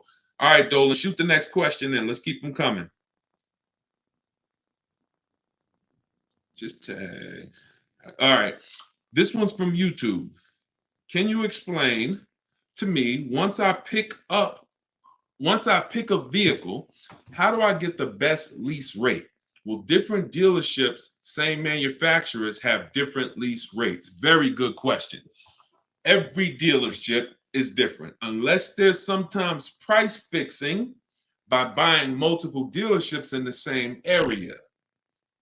Some people will do that, which means we're going to go outside of that. Typically, when you look at buying up dealerships in the same market, you're trying to fix the price there. So if they go, but that's okay, because what you're going to do is you're going to shop so wide, you'll shop outside of them. You'll get used to driving an hour. If somebody beats the bid and they're saving you thousands of dollars, that's a good car ride when you're going to pick up a car. I had a young lady last year, Shonda, she lives in California. Every Northern California Volvo dealer was saving her money, a little money, but this one in Southern California beat her best offer by $3,000. I said, so what are you going to do? She said, Deshone, the plane ticket was 70. I think she said $73. I'll be on my way. So, you'll get used to that. Every dealer has a different price. And I know you may have thought, oh, these dealers are all the same. Nissan is Nissan. Nope. They're all independently owned, independently operated, and they're all competing. So when the way you shop for the best rate is multiple offers, I teach you to get at least 5. When you are buying a new car or a lease, at least 5 offers, because 80% of dealers are overpriced. So out of that 5 offers, 4 are going to be higher. 1 is going to beat everybody, and that's the one that we go with. I have a system I use called the 25 to 5. I teach this. It's in my book, where we connect with 25 dealers online to get 5 offers. You can do it manually. You can call and ask for sales managers, and you can run your scenario past them, and you can get an offer from them. You need to do 5 though. You're not going to see the big money, the big savings until you do 5. I've been shopping with enough people around the country the last 3 years to know at least 5 offers, sometimes 7, to save the big money. All right. Go ahead. Bring the next one in, Dolan. Keep typing your questions. We're going to try to get to as many as we can. And for those of you who don't know me, my name is Deshone. I go by Deshone the Auto Advisor. I spent 14 years in the car business. I left in 2020, 5 years with Mercedes, 5 years in General Motors. I say that in most of my videos. And now I spend time educating the public. We are hell-bent, on getting the information to you to help you save money and help you save time. All right, shoot the next one in, Dolan. Let's roll. This one is from TikTok. Upside down on my truck, but want to get a smaller one under lease. What can I do? Okay, so you're upside down. So anybody who knows they're upside down, this is called negative equity. You owe more money on your car than it's worth. First thing you want to do is make sure that you've gotten the highest offers. There's 3 things that you can do with negative equity. If you're in a position where you owe more money on your car than it's worth, you have 3 options. 2 of them, you get a new car. 1 of them, you don't. This is why I call negative equity the devil to your car deals. It's the bad credit for people with good credit, because in some cases, it can stop you from getting a car. So you want to know how you handle it. First option, best option, is for you to get online bids from the people who pay the most for cars. This is not dealerships. This is why we don't trade cars. Some of you, if you were on the last broadcast, or if you've seen some of the other broadcasts, we do not trade cars, because we don't get what our car is worth in the market on trade. Think about it. When have you ever gotten something? Let's just say you got a water, and you're trying to trade a water for a pencil. Neither one of those things is getting maximum value. I'm trading a lawnmower for a bicycle. You don't get the most money by trading. What we do is we go to the online buyers who pay the most money for cars. They cut checks same day, very quick process, and we get bids. You're going to go to CarMax.com, Driveway.com, Carvana.com. I told you you're going to be trying to remember some of this so you can watch the replay, or all of this is in my new book. It can be in your inbox in 3 minutes. You got 30 minutes to get it, 75% off in my bios. You're going to go to Driveway, Auto Nation, Sell My Car, Kelly's Blue Book Instant Cash Offers. We do not use KBB.com. They don't make offers. In fact, they waste time most of the time. They're an advertising site. And we go to Car Guru, Sell My Car. Now, what I love, what's really good about this strategy is you have a wide variety of offers. CarMax, Carvana, and Driveway are independent used car buyers that buy and resell used cars. The other three I mentioned are going to connect you with a local dealer so that a local dealer can bid. So you're getting 3 bids from dealers, 3 bids from online buyers. It's diversified offers. Now, once you have that, those offers are going to be higher than whoever you end up buying your car from. If you're using this, what I teach, whoever you buy your new car from or your used car, they won the bid, which means they beat everyone else. They agreed to sell their car lower than anyone else. They're not going to win that bid and then turn around and pay you the most and win the bid on buying your old car. You can't burn the candle from both sides. So we separate our transactions. You need to get those offers because that's going to give you your least negative equity position. Whoever went down, if you can pay the difference, that's what you do. Whoever makes that highest offer, if it's $1,000 less than your negative equity, come up with $1,000, pay it off. That gives you freedom to do your deal totally clean. And that is the best way. Now, if you can't, your second option is to transfer the negative equity, in which case you're now going to bring that car to the dealer who wins the bid to sell you a car, and you're going to see how much they could offer for it. So you get your offers over there, you still do that, and then you're going to have a conversation with the dealer who wins the bid to sell you a car. Again, you can't expect them to match the highest offer. Well, CarMax beat everybody. Driveway beat everybody. They will offer me 28. Does not matter. That car is not going to be worth 28 to them. And so this is why this is the second best option, and it's the transfer. First option is to take the highest bid, cover the difference, move with no negative equity. Because when you transfer negative equity, you need the dealer you're buying the car from to wrap the negative equity into one deal. I see y'all shooting the likes up on TikTok. Thank you so much. Can y'all also, everybody who shares, can you hit that share button, hit that arrow, and tag one of your friends or invite one of your friends over because they need this information just as much as you do. We all need it. So shout out to the sharers, and please inbox me some ideas of something we can do for our sharers. You guys are really what keeps this community growing. I appreciate you all. So that's the two. Now, one thing you got to think about when transferring negative equity is loan to value ratios. You can't throw $7,000 on top of a car. Let me explain how this works real quick, and then we'll get to the next question. Cue up the next question, Dolan. We'll wrap this one up in probably about 60 seconds.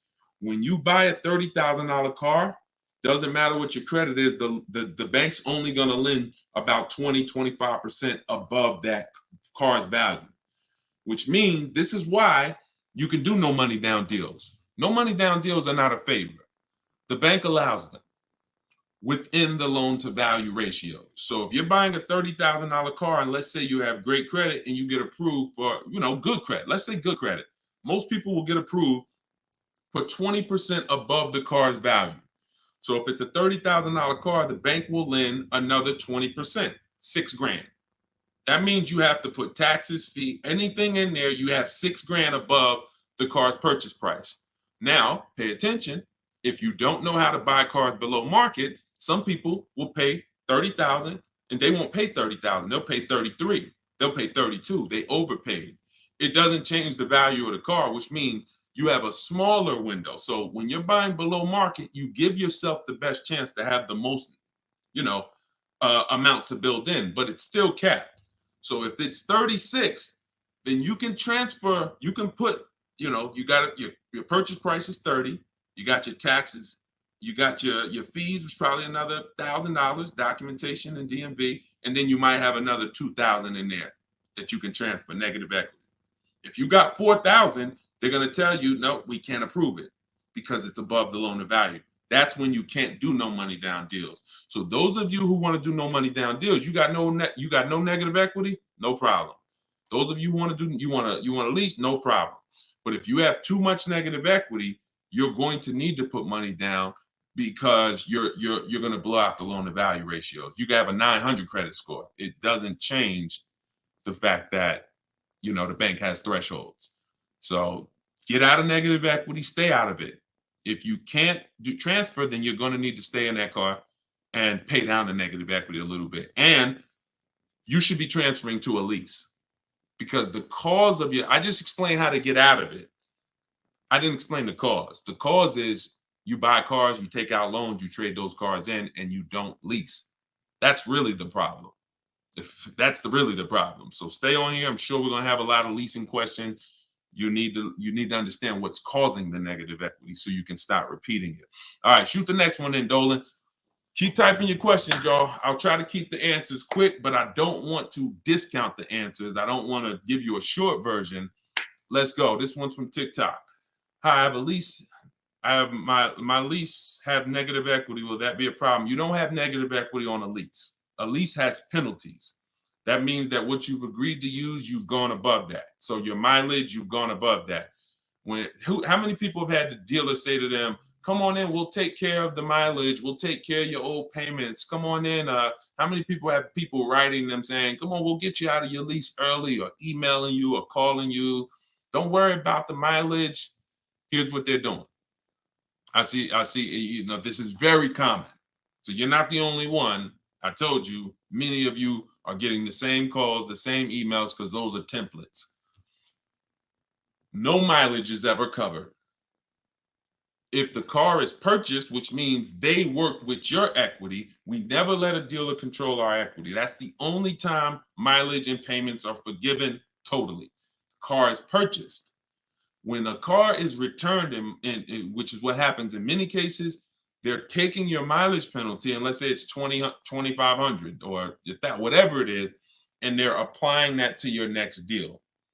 And so when you do that, you are essentially paying for your old car and your new car. You want to know what it is? We compare three things when we're trying to deal with a lease penalty. And next lease, you got to choose right. I've had a lot of people that will write me or email me and say, Deshone, I drive 15,000 a year, but I signed up for 10. That's so you're gonna ruin, or at least not even ruin, you're gonna hurt your lease experience to save $40 a month. You could have just got the 15 and paid the additional 40 for the usage and enjoyed, but now you wanted to save the $40 and you didn't get enough mileage.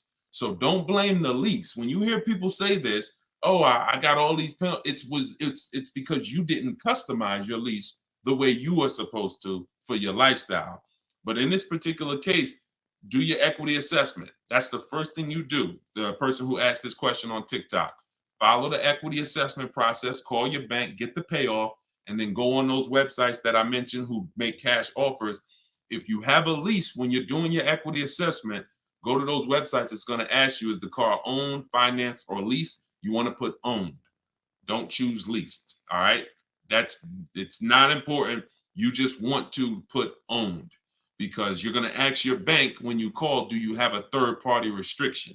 If you do not have a third party restriction, you're with Toyota, you're with Chase, you can sell to the highest bidder, you can sell to anybody. If you have a third party restriction, now you need to sell to a local dealership of the same brand to get your equity. But that's the first thing you do. If you got mileage penalties, if you got payment, do your equity assessment. Nothing more important than that as a first step. All right. Go ahead, Dolan, shoot the next one in. We're taking questions from YouTube, Facebook, TikTok, and Instagram. Go ahead, bring the next one in, Dolan. This one's from TikTok. All right, make sure, listen, bring some of those people in from YouTube and Facebook. We're doing a lot of TikTok. Does damage to a vehicle decrease the trade-in or cash value significantly? It does. It depends on how significant the damage is. On a lease, they allow wear and tear.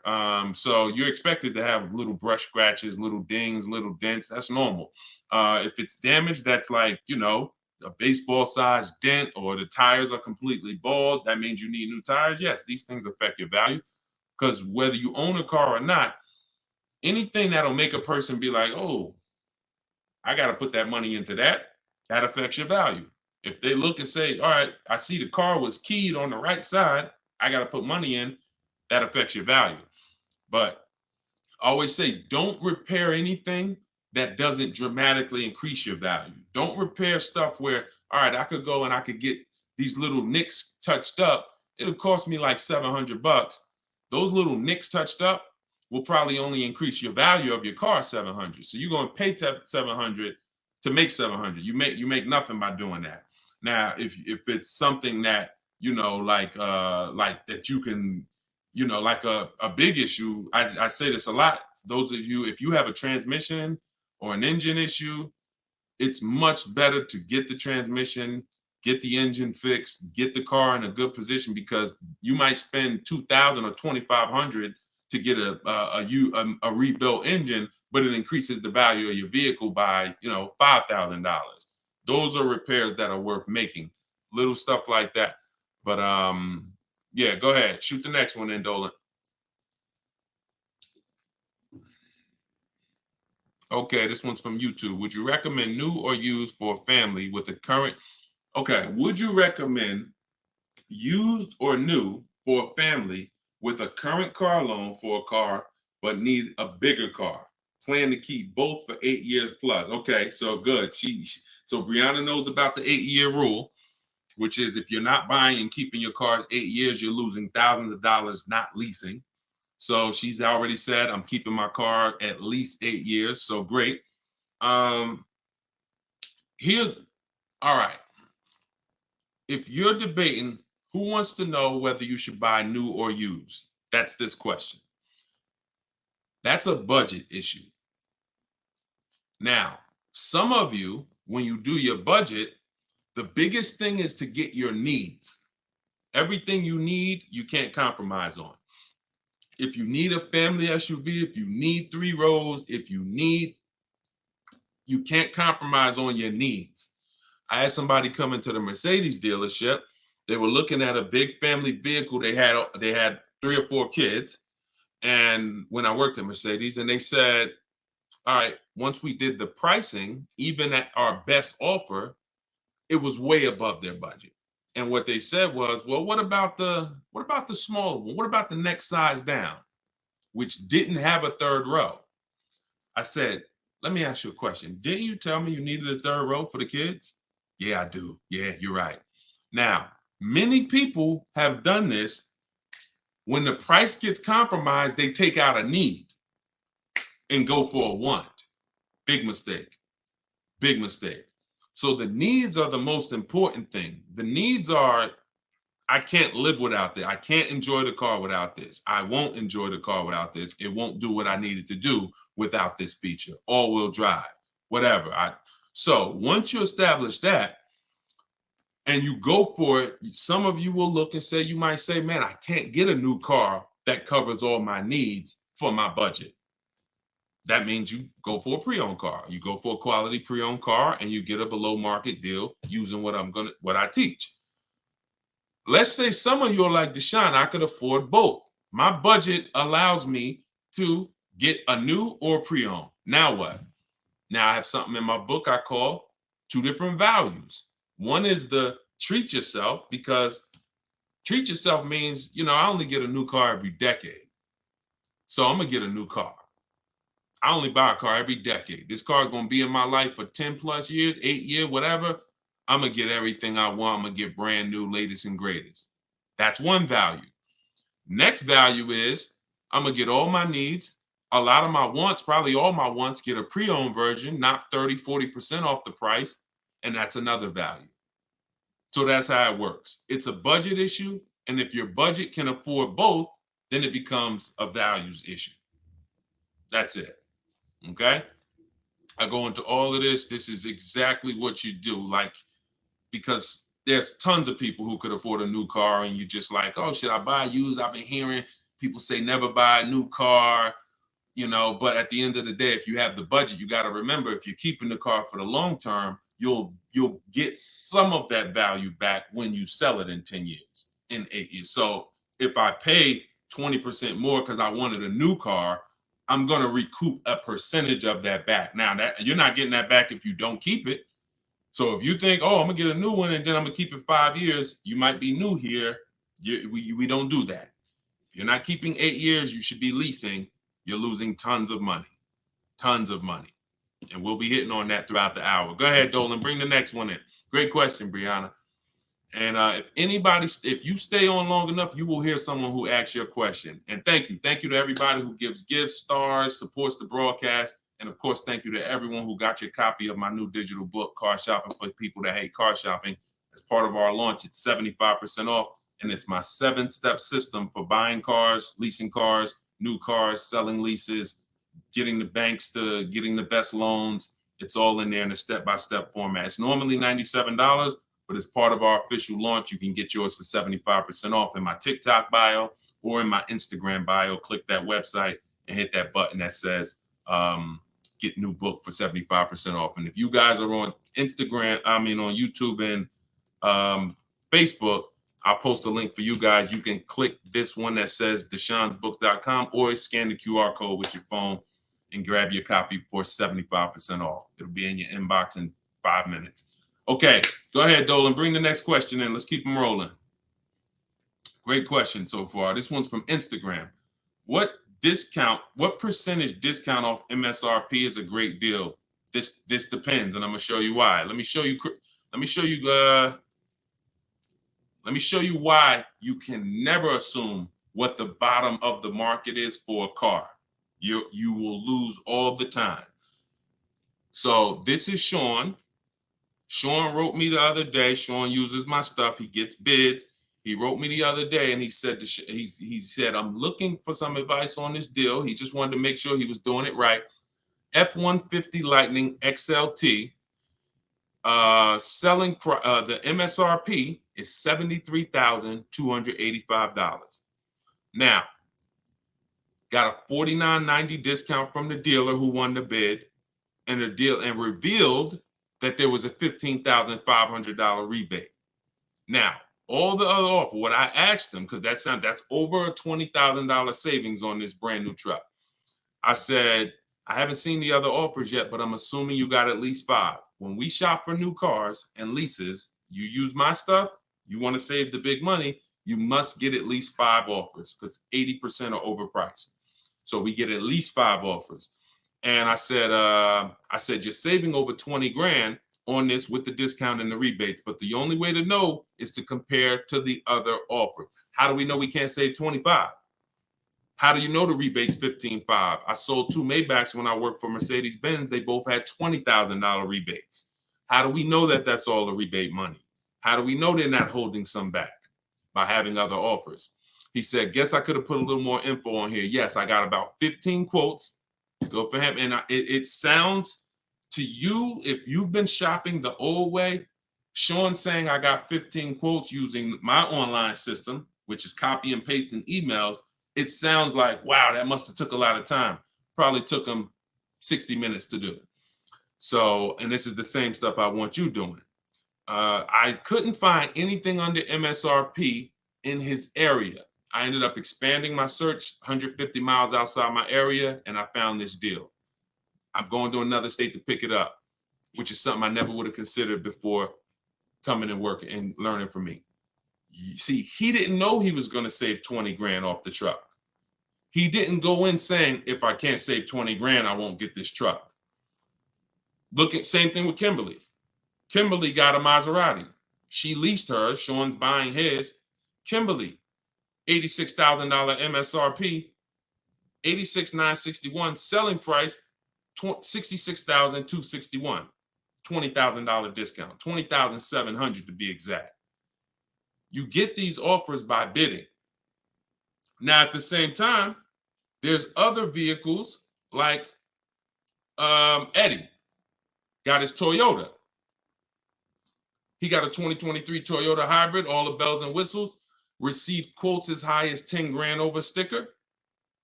And he ended up getting $2,086 under MSRP. That was his lowest bid on a Toyota Camry hybrid. So he didn't go in. We never go in assuming. We don't know what the rebates are. We don't know how much the winning dealer is going to give. But here's what you know. When you shop the right way, you should have a $3,000 to $5,000 difference between your best offer and your highest offer on a regular car. That's a regular car. 3,000 to 5,000, more like 5.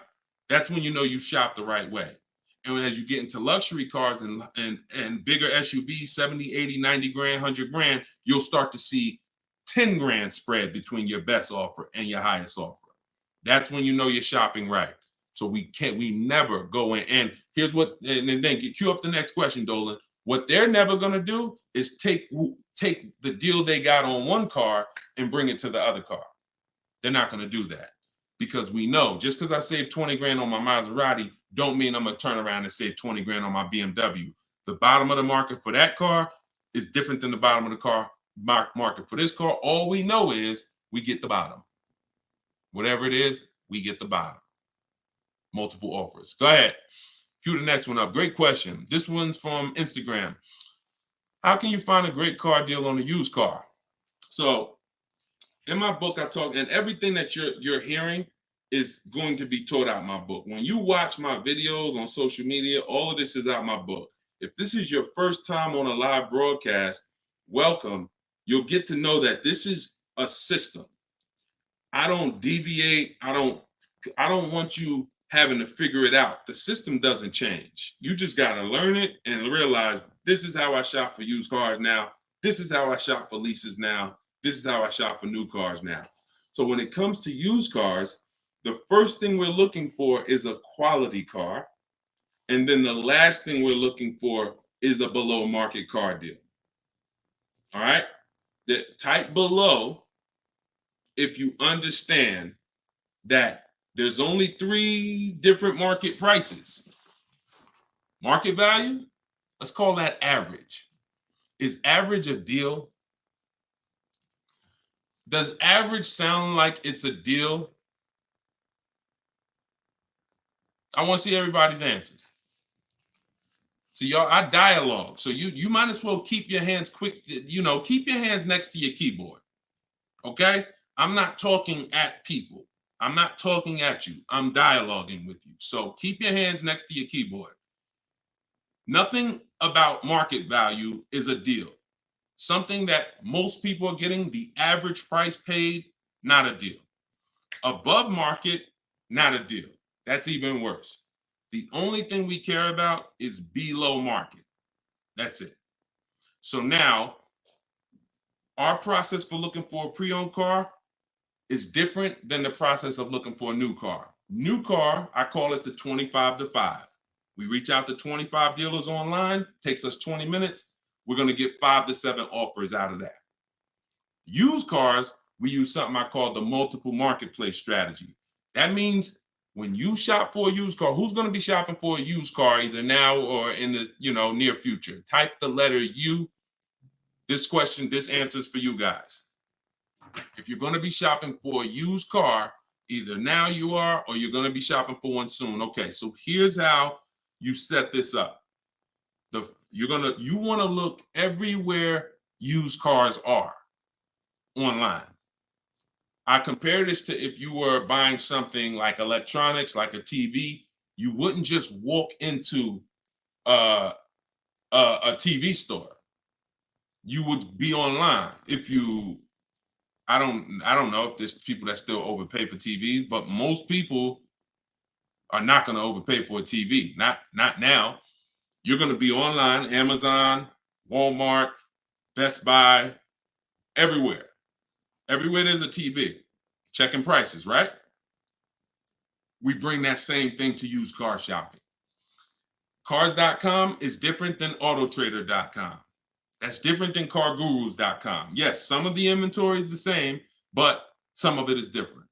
Sometimes you'll see a price on Car Gurus and it hasn't been updated yet, and it's lower on Auto Trader. So you got to look at all the marketplaces. We use 8 of them. We use Car Gurus, Auto Trader, Cars.com, Carfax, Driveway, CarMax, Carvana, eBay Motors. We're looking at all this inventory. And what we do is we look, and the first thing we want to do is sort the prices from lowest to highest, because you can't get a below market deal if you don't know what the market is. Remember what I told y'all about 8 minutes ago? When you are shopping correctly, you should see a $3,000 to $5,000 difference between the best offer and the highest one. That doesn't change. And you might have been here on this side based on how you shop and the way you do things. You might have been either on average or above. The only way to guarantee you're getting below is you need to look at the market. You need to compare other offers, and I bought below. So we sort all those marketplaces, and we do it by low to high, because we need to know where the low side of the market is. Once we have the low side of the market, listen, who shared this? Because this is too good for you to keep to yourself. It really is. I know we in this particular day and age, it's like we gotta realize this is a battle of money, y'all. Your friends and family are right now, some of your friends and family are out there overpaying for cars, buying above market value and at market value, getting no deals, leaving like, oh, did we do okay? No, you didn't. So shout out to the sharers. Appreciate everybody who shares these broadcasts. So once you do low to high, now what you're looking for is to say, okay, low side of the market's about 22, 23. High side is 28, 29. Low side is going to be trash most of the time. Accidents, frame damage, title issues. That's okay. As long as we know where the low side is, we put on alerts so that every bit of new inventory comes to our phone. We get alerted when a new car hits the market, and we're now looking for that car. Now it needs to pass 3 things. It needs to pass great title history, incredible regular service records. Not even a question. You should not, I will not, I never recommend you ever buy a used car that doesn't have great service records. Biggest indicator of whether the car was taken care of or not. I will not buy an unknown, because when things start happening and you don't know why they're happening, and you look at that Carfax and you see that it's blank, or you see that it's 20,000 miles of gaps, you got no one to blame. So none of this guarantees that we get out the woods with a great car, but it does give us boundaries to where we can say I've taken every step possible to make sure that my investment is wonderful. So that's what you do. We do a Carfax. We screen down from title to accident records, title, service records, accident history. I won't do a car with airbags deployed. Airbags deployed is a big deal on a used car. Vehicle towed. You see accident, vehicle towed, that's a deal breaker for me. That means it was a serious accident. You might see vehicle drivable. That means it wasn't a serious accident. That means it could have been a little fender bender in a mall. Cops came out, it gets reported to Carfax, everyone drove away, no frame damage, nothing detrimental to the car. But again, it's on you. Some people say, I don't want any accident. That's perfectly fine too. And some people say, I'll deal with a moderate accident if it was something like that. And then the last thing we do is we need the price of the car brand new. If I bought an Infiniti truck last year, I wouldn't have known it was a great deal if I didn't know that it was originally $54,000 and I paid $31,800. All the other Infinitis I was looking for were less originally. What I just broke down over the last 8-9 minutes was how you get a used car, how you find a quality used car, and you make sure that you're buying it on the low side of the market. The last step is, how do we pick the right one and make sure we're saving the most money? In order to do that, you have to know what the price was originally. We get that from the Carfax. And if you don't have the Carfax, I don't buy Carfaxes on these websites, skip it, go right to the dealer site, Many of you don't know. Well, I don't think any of you know unless you worked in a car dealership that most dealers have a contract with Carfax. Literally, you can go to the car dealership's website and you can get the Carfax. All of this is in my new book because some of you are sitting here you're like, man, Deshone, this is great. I'm not going to remember all of this. How can I get all of this in one spot? Get your copy of my brand new digital book, Car Shopping for People That Hate Car Shopping. 7 steps to saving time, money, and avoiding dealerships. That is part of my multiple marketplace strategy of how we get quality used cars below market value. My resources are in there, and you can get your copy for 75% off as part of our launch. Click my tick. Now, you only got 30 minutes. If you visited that site, you saw that timer. Once it gets to 0, price goes back up to $97, which is still a great price. If you missed it, yeah, listen, I missed it, but Deshone, I need this information. But if you get there before the timer, go to my Instagram bio, you get your copy for $24. Okay? This one's from YouTube. What are your thoughts, pros or cons on buying a vehicle in your business name? So there's a lot, oh my goodness, who's seen this? It's a lot of information out there, y'all. You got to be able to discern. It's a lot of bad information. Now, here's what I'll tell you. If you got a business where you're going to be transporting, where you're going to be using the car for business purposes, we've had tons of people. When I worked at Mercedes, they got commercial lines. Tons of realtors came and got Mercedes in their LLC. When I worked for General Motors, they got pickup trucks. They got commercial vans. Tons of people coming and putting cars in their business name. They were using them for business. What we have a world right now where people want to make viral videos saying, put your car in your business name, but they're not going to be there when you get audited and you're writing off $400 or $500 car payments and you're not using the car for business. So let's get that out the way. Now, if you're using the car for business, you can simply shop, get your best offer, and then when they ask you whose name is it going in, it's going in my business name. You do a business credit app, and you personally guarantee the loan. If someone's teaching you how to get cars without personally guaranteeing, then go learn from them. And I always say, combine, because they overpay for cars. I've never seen people that overpay for cars like business people putting the cars in their business. They just say, doesn't matter what you charge me as long as I can get it without signing for it. So you still need to pay the least amount for the car. But if they're going to teach you how to get cars in a business name without personally guaranteeing, go and learn. But yeah, that's what I have experienced. It's not better. And you should be talking to a business accountant when it comes to, whether an LLC or C Corp is better for your company. Many people don't have a business. They're just starting an LLC hoping to get a car in the LLC. If you got a real business, then you can pursue this. Call the accountant. What's the best structure? What's going to save me the most in taxes? Make sure they're going to give you the usage. But other than that, and watch these videos you listen to. Watch these videos. Well, they will have you audited and they won't be there. Yeah, but the influencer told me, let me pull up this video for you though. Sir, I'm not interested in seeing that. Can you just show me how much, can you just, show me the proof of what you did with the car this year? Yeah, but he said I could. No one cares. They won't be there. They won't be there. Go ahead, shoot the next one in, Dolan.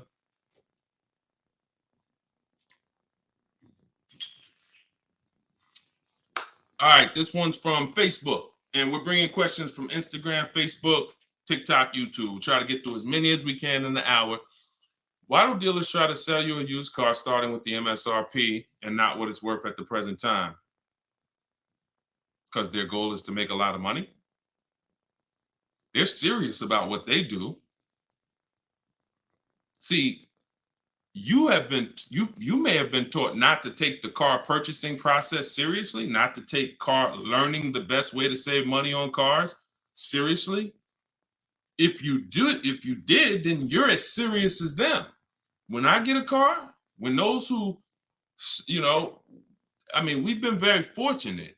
2021, I've worked with over 1,700 people personally in my video library. We've had, in the last, my first book, 52 Car Buying Questions, we had thousands of copies of that out. But there's millions of people that buy cars. So we're fortunate that we've been able to help people who know these strategies and use them, but it's still a very small part of the market. But the people who learn from me, you're just as serious about saving the money as someone is about taking your money. You can't get mad when a wolf bites you. It's your job to come in with the rod and say, okay, no, I'm good. I'm prepared. And if you're going in with old strategies and you're going back and forth with a dealer, it's like dancing with a wolf. Yeah, I think I could dance with this wolf and, avoid him. I'm pretty good. This is a professional person who does this 3-4 times a day. So when you start shopping the way I'm telling you to shop, no one can take advantage of you because you're shopping from home. 90% of your used car deal is done. When I got that Infinity truck I was telling y'all about, I was in there for 30 minutes. All I did was test drive the car. I shook the person's hand. I said, get it ready. I'll come back. I had my own financing. I said I gave the dealer an opportunity to see if he could beat it. He couldn't. And that was it. I'm not coming in. If you're learning from me, you are never going to talk numbers inside a dealership. And when you say, somebody said, I wish I had a dad for things like this. Look, I'm sorry you don't have a dad, but God sends you who you need. But sometimes, I'm here. I've had tons of women that wrote me and said, man, you know what? My dad used to take me car shopping. He's no longer here. You're my person now. Amen. Amen. You have it now, but are you going to act on it? Are you going to act on it and use it and win? Or are you going to stay in old bad habits of, car shopping the way people have been shopping for the last 30 years? Before there was internet, people was walking in the dealerships going back and forth. Internet came, people walking in dealerships going back and forth. Looking on the website, all right, I think I got anything, let me go in here, go back and forth. No. Internet came out, I found out I didn't have to go into Walmart to get a TV. I didn't have to go into the electronic shop. I sat right here and I use these tools. That's what I'm teaching y'all. The tools that exist right now, so you can sit at home and save thousands of dollars, whether you are a great negotiator or not. Won't matter. Won't matter. All right, go ahead. Shoot the next one up, Dolan. All right, let's go. This one's from Instagram. I keep hearing that used car inventories are rising. How come prices on used cars aren't falling? What I'm seeing in the last couple questions is, for someone who doesn't know how to shop, there's no deals around. Look, we've been doing deals since and what I'm gonna do, I'm gonna give Felicia's deals for one of my broadcasts because I started our video library, which is the video version of my book, years ago, 2021, November, middle of the pandemic.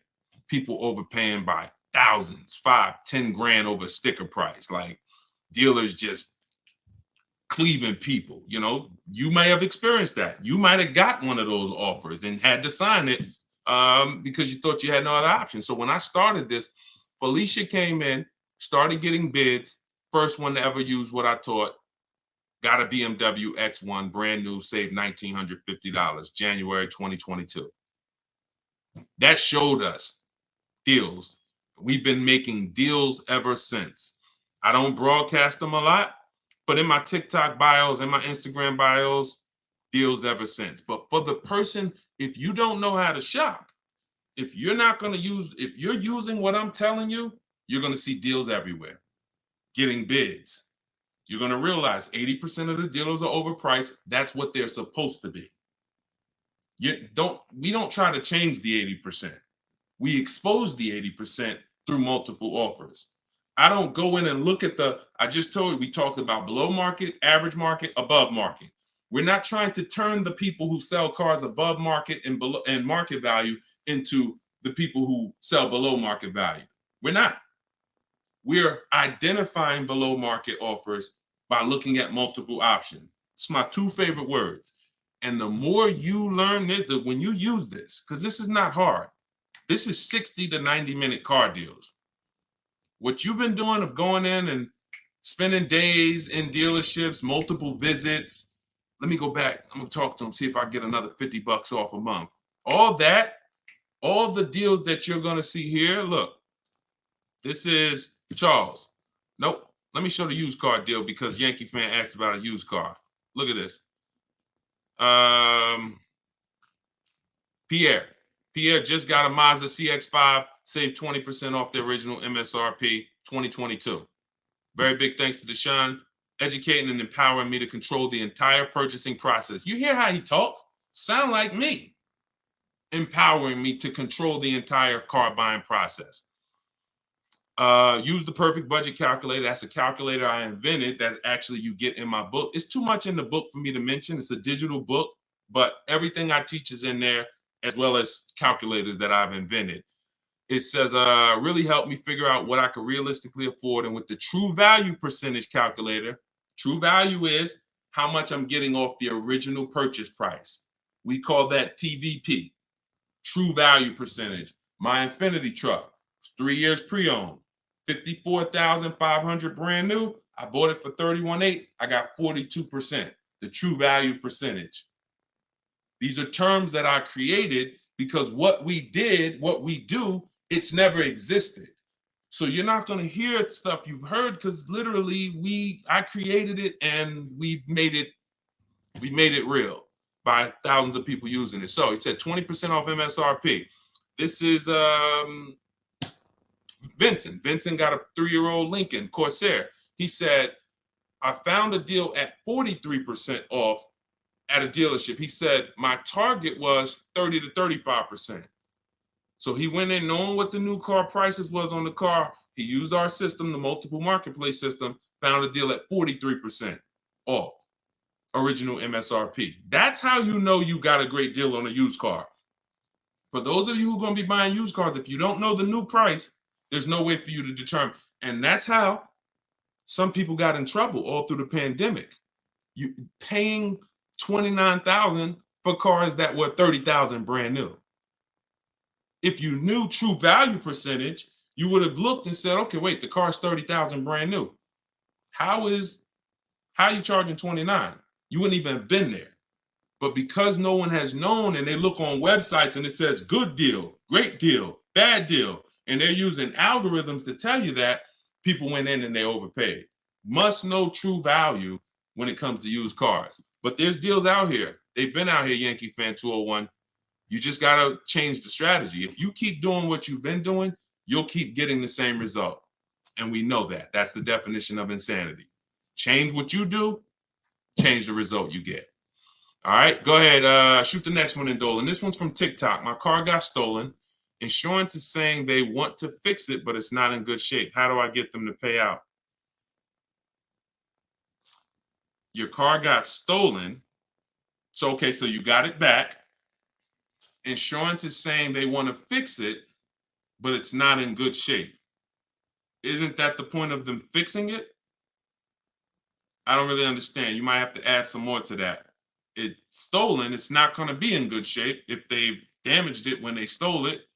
Now you're going to put in a claim. That's why you have insurance, so that you can have whatever damage was, and you're paying your deductible. So you're not paying, if it costs $5,000 to fix, you're not paying $5,000, you're paying your deductible, and the insurance is fixing the car. Unless I'm missing something there. Go ahead, shoot the next one in. All right, here's another one from TikTok. What credit score should you have to use the 1.5% rule on leasing? Fair credit is good for leasing, 670 and up. If I couldn't qualify for a lease, my only goal would be to qualify for a lease, to get my credit where I could qualify for a lease. It's just too much money at stake. I have a 3-year lease that's finished in June. Is it possible to negotiate on the buyout price? No. I haven't heard of it. I'm not going to say no, but I haven't heard of negotiating on the buyout price. Buyout price is set from the day you lease the car.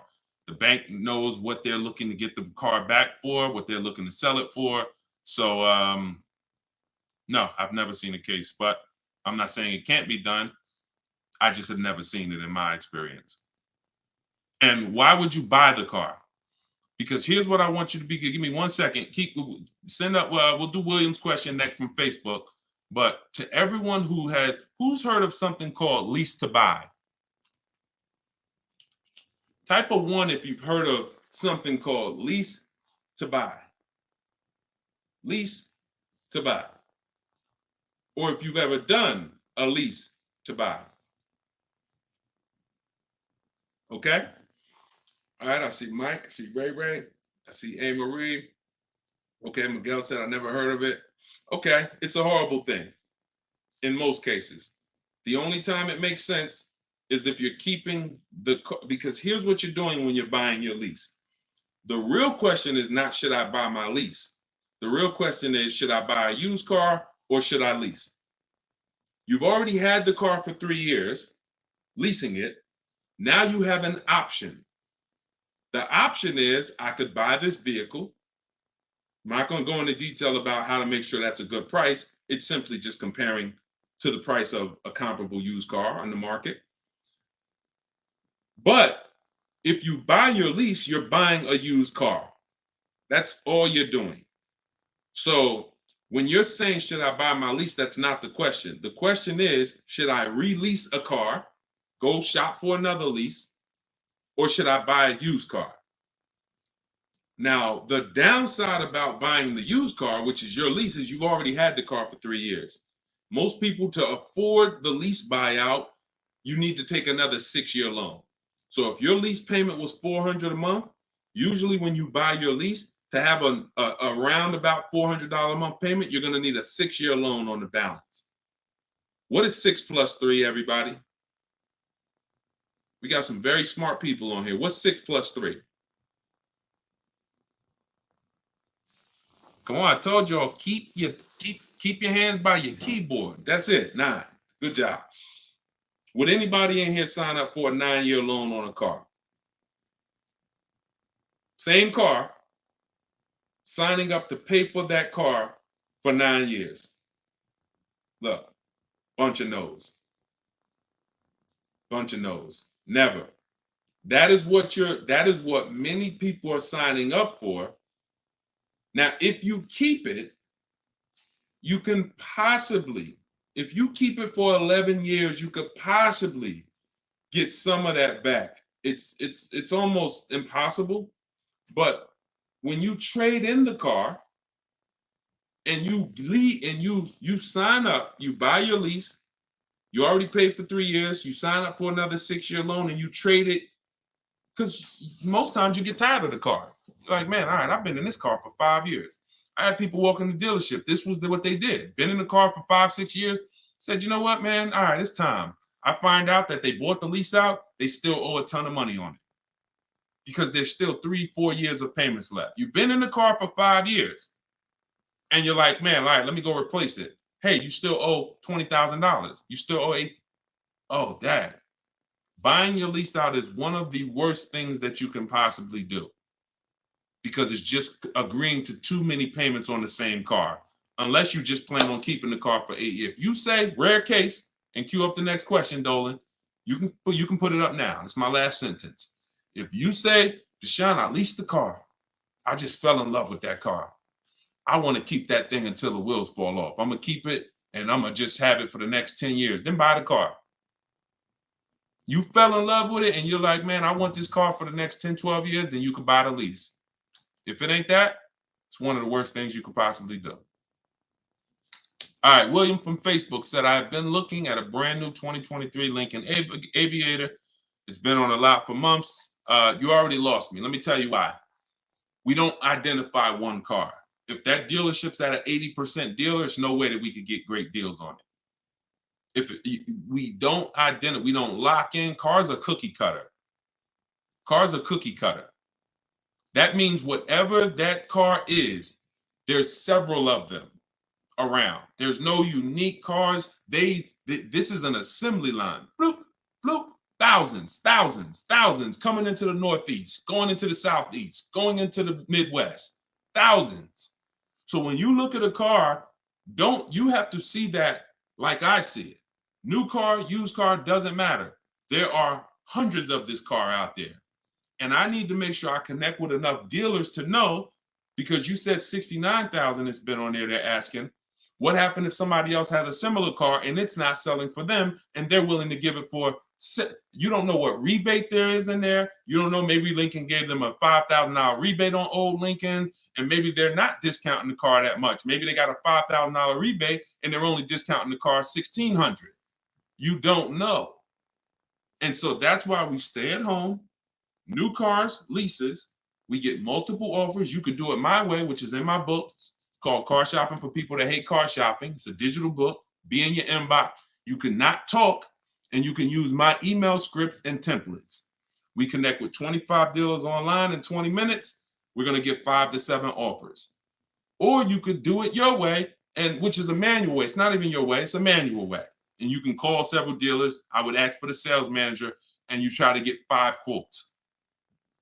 Either way, you need to get at least 5 offers because you have no idea what the best offer is. You saw it. We talked about this about 20 minutes ago. I showed you how much money Sean saved. I showed you how much money Kimberly saved. They saved 20 grand.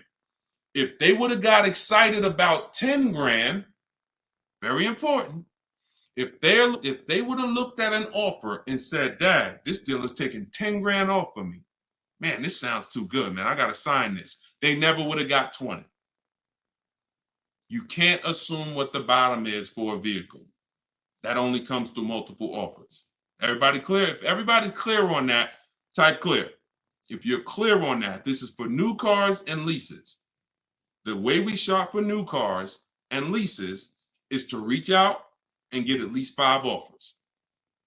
Once you do that, because you're never going to see how much money is on the line until you do this. Once you start doing this, I had somebody email me, said, man, Deshone, I just started doing this. I made a couple phone calls. I got 3 grand better than my first offer. I said, see what I'm telling you? See, multiple offers is how we buy everything. All I'm teaching you to do is buy cars the same way you buy everything else, the same way we buy every other product. And if you notice, the way you've been buying cars is not the way you buy anything else. You don't walk into stores and say, hey, come on. You don't do that with anything else. And I'm telling you, you don't have to. They've made you think you do, but you don't have to. You can sit right at home and control your car deal and have multiple people bid for your business. And that's what my entire book is about. Car shopping for people that hate car shopping, 7 steps to saving time, money, and avoiding dealerships. Why do I say avoiding dealerships? Because not only do I want to save money, I don't want to be in the dealership for more than 30 minutes. And I've leased 4 cars in the last 10 years, 3 Infinities and a Jeep. I've bought this Infinity truck. I have not spent more than 30 minutes in a dealership. Not only that, anyone who's learned from me has not spent more than 30 minutes in a dealership. It doesn't take that. So I don't want you to be like, yeah, Deshone, I used your stuff and I was in the dealer for about 3 hours. No, you didn't. No, you didn't. You didn't use my stuff. When you use my stuff, you're in and out of there in 30 minutes, tops. All right, so you can get your copy for 75% off as part of our book launch. In my TikTok bio, there's a website there. And in my Instagram bio, there's a website there. And just click that button. You got 30 minutes, though. If you visited that site, 30-minute timer started. Once it goes to 0, it's back up to $97. But you can get it for $24. And if you're on YouTube or Instagram, if you're on YouTube or Facebook, you can scan the QR code or you can go to deshonesbook.com, which is on the screen. All right, come on. We got time for a couple more. Go ahead. Cue them up. We'll try to do these last couple ones quick as possible, Dolan. Go ahead. Shoot the next one. And everybody getting value. If you're getting value out of this broadcast, can you type $signs? If you're getting value out of this, this is what we're going. Listen, I love doing these. Make sure when you talk to your coworkers, you tune in. Make sure you learn this stuff. This stuff is worth thousands to you. Nothing that I talk about will ever be hundreds. I'm not telling you to none of this is hundreds per month. But all right, this is from TikTok. How do I negotiate purchasing additional mileage after the lease agreement? Typically, they have a structure for that. If you're going to purchase additional mileage, you can call a leasing company. I know as long as, like I think I remember BMW and Mercedes, they used to let you do it as long as you weren't within like the last 3 or 6 months, and they just charge you for the mileage. I think they charge you, 15, whatever it is. It's a set thing. You're not negotiating it. You're just calling to add more mileage. Yeah. Go ahead. Next one. I'm gonna knock out as many of these as possible in the last couple minutes. Go ahead. YouTube. This one, bro, says his book is 75% off every time I see this live streaming. Each time I go his website, the book is $100, no discount. Even when he claims to resend the code, it's $100. Sketch. It's your fault. You missed it. You missed it. That's an introductory offer. You missed it. It's not there anymore for you. Next question. And unfortunately for you, you're going to not pay $97 and you're going to overpay for cars because I can just tell by the way you talk. Send me your car deal. Remember him. Send me your car deal. Next car deal you make, send me the paperwork. I love to talk about it on the show. Be a learning experience for everybody. YouTube, got the book. I'm looking for a 3-year-old pre-owned car. Should I be looking for a 2021 or 2022 if I'm looking to buy this year? So when it comes to newer used cars, you don't typically see them. I'm gonna tell you why. There's only 2 ways dealers get used cars. Somebody trades them in, or they come off lease. Average lease is gonna be 3 years. So you're not going to see many 2-year-old cars because not many people buy their car and go trade them in 2 years. Not if they're financially wise. You don't want to do that. So you typically have a harder time finding a 2-year-old pre-owned car than you do a 3-year-old pre-owned car. Now, in the case of I would still look. I'd look at a 2-year-old, see what you got, and if you can find something that is within the budget, 2 years old, then I would do that. I don't go older until I see that I can't find anything in the budget, and then I'll go older by 1 year, or I might include and start out looking at 12,000 per year average miles driven. You don't want to start expanding mileage or expanding going back older in years unless you have to. And each time you go back, you should see more inventory. You can start for the 2022. And another thing, one thing before you go to the next one, Dolan, I don't recommend looking at 1-year-old pre-owned cars. I'm gonna tell you why. Or even 2-year-old pre-owned cars before you see what the price on a new one is. Because you don't know how much, and I've had Julie is a perfect example. Let me see if I have her. I don't think I have her stuff here. I don't. Wait. Hold on. Let me see if I can tell you about Julie. Because Julie asked me, she said, do you think I should buy a new car? She was looking for a 1 or 2-year-old used car. I said, Julie, she said, how much should I be saving? Now remember, we don't know how much a great deal is until we have comparison offers. Thanks, Big and Brown. Enjoy it. Use the book. Enjoy it. Said I bought the book. Shout out to everybody who bought the book. If you bought the book, type I don't know. Just shout out to everybody who bought the book. Use it and win. She said, and I told her, I said, look, if you don't have a lot of used cars out there, which you won't if it's 2 years old, you don't have enough offers to be able to compare. I said, shop for a new one. Use the offer. You have no idea what the new market is. And so if I could save big money on a new one, then that tells me how much I need to save on the second one, on a 1-year-old one, on a 2-year-old one. Now, if the discounts on the new one are not big, then maybe, I'm not, because she's like, okay, it looks like with a used one, I'm saving like $8,000 off the new price if I get 1 year old. I said, shop for a new one.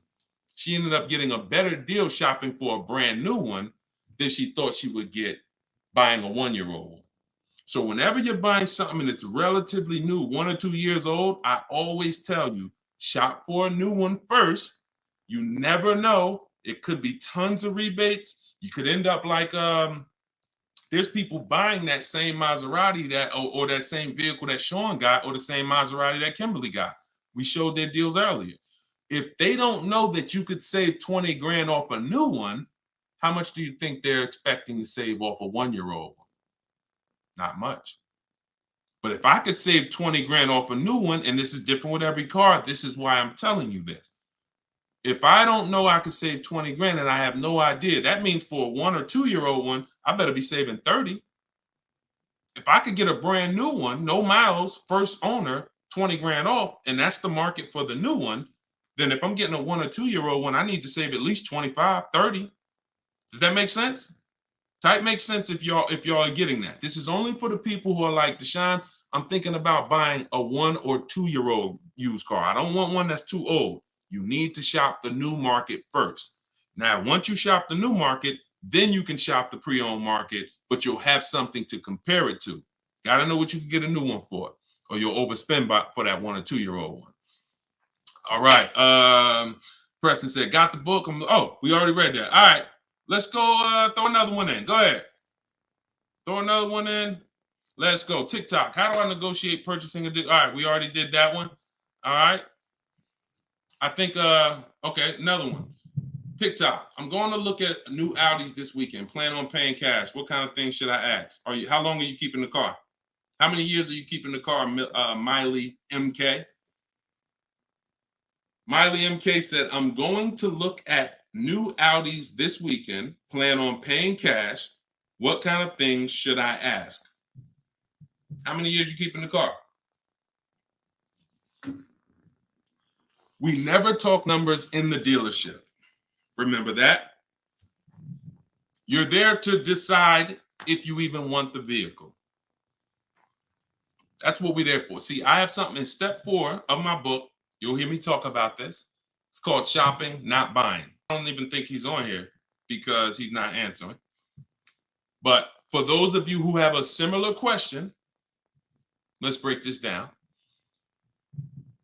When you go in to look at a car, if it's a new car or a lease, you're there to test drive and that's it. That's all you're there for. We're never going to talk numbers. We are never going to talk numbers in the dealership. Our deal is made from home. New cars, we make our deal through getting bids. We accept the bid from home. Many of you, you're going to have your new car delivered, which means 100% of your transaction will be done from home. Sometimes the dealer that wins the bid, they don't deliver. And so you're going to go pick it up. 95% of your transactions done from home. Buying a used car, you're using those marketplace strategies that we talk about. That's in my book and that I went into detail with. And then you're finding your best deal. You're verifying fees. You're doing all of that from home. By the time you get to the dealership, the only thing you're doing is test driving the car and you're locking the deal up. Deal is done from home. We are not going into dealers looking for a deal, to make a deal. Our leverage is at home. That's where we can talk to multiple dealers. That's when we can get multiple options. You have no leverage inside a dealership. You're going to get emotional. Some of you are, and you're going to be like, oh, and you make a mistake, you overpay, and you can't compare. So we are only there to test drive. That's what you're there for. Go drive the car, see if you like the car. If you do, get a card, come home, get offers from home. That's it. And when you do this, you'll start enjoying the process. See, sometimes people say to their children, hey, y'all, hey guys, I got some exciting news.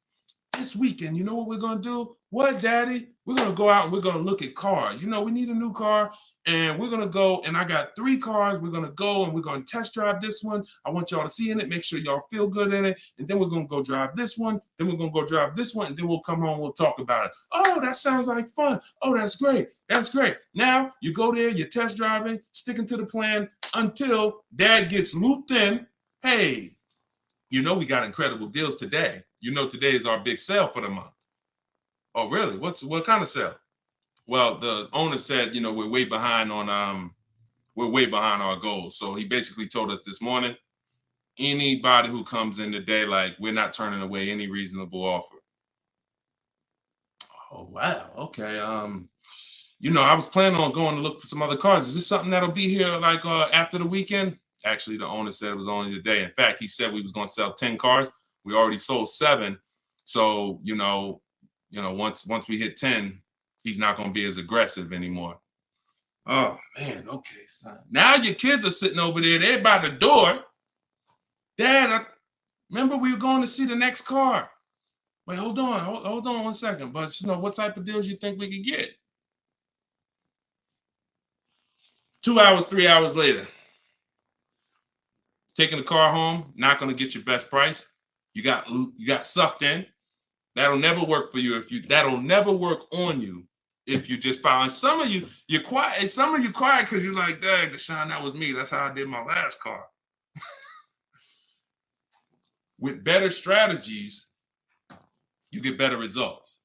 What I want you to understand is that the old way you've been taught to shop, I want you to completely unlearn that. Scrap it, throw it out the window. There's no guesswork when you're using what I'm telling you. It's going to be a much better experience. You're going to save much more money, and you're going to have price assurance. You're not going to leave with your car. Look, Ray said that was me, my last 3 leases. So that's called discounting the purchase price. That's called discounting your shopping experience.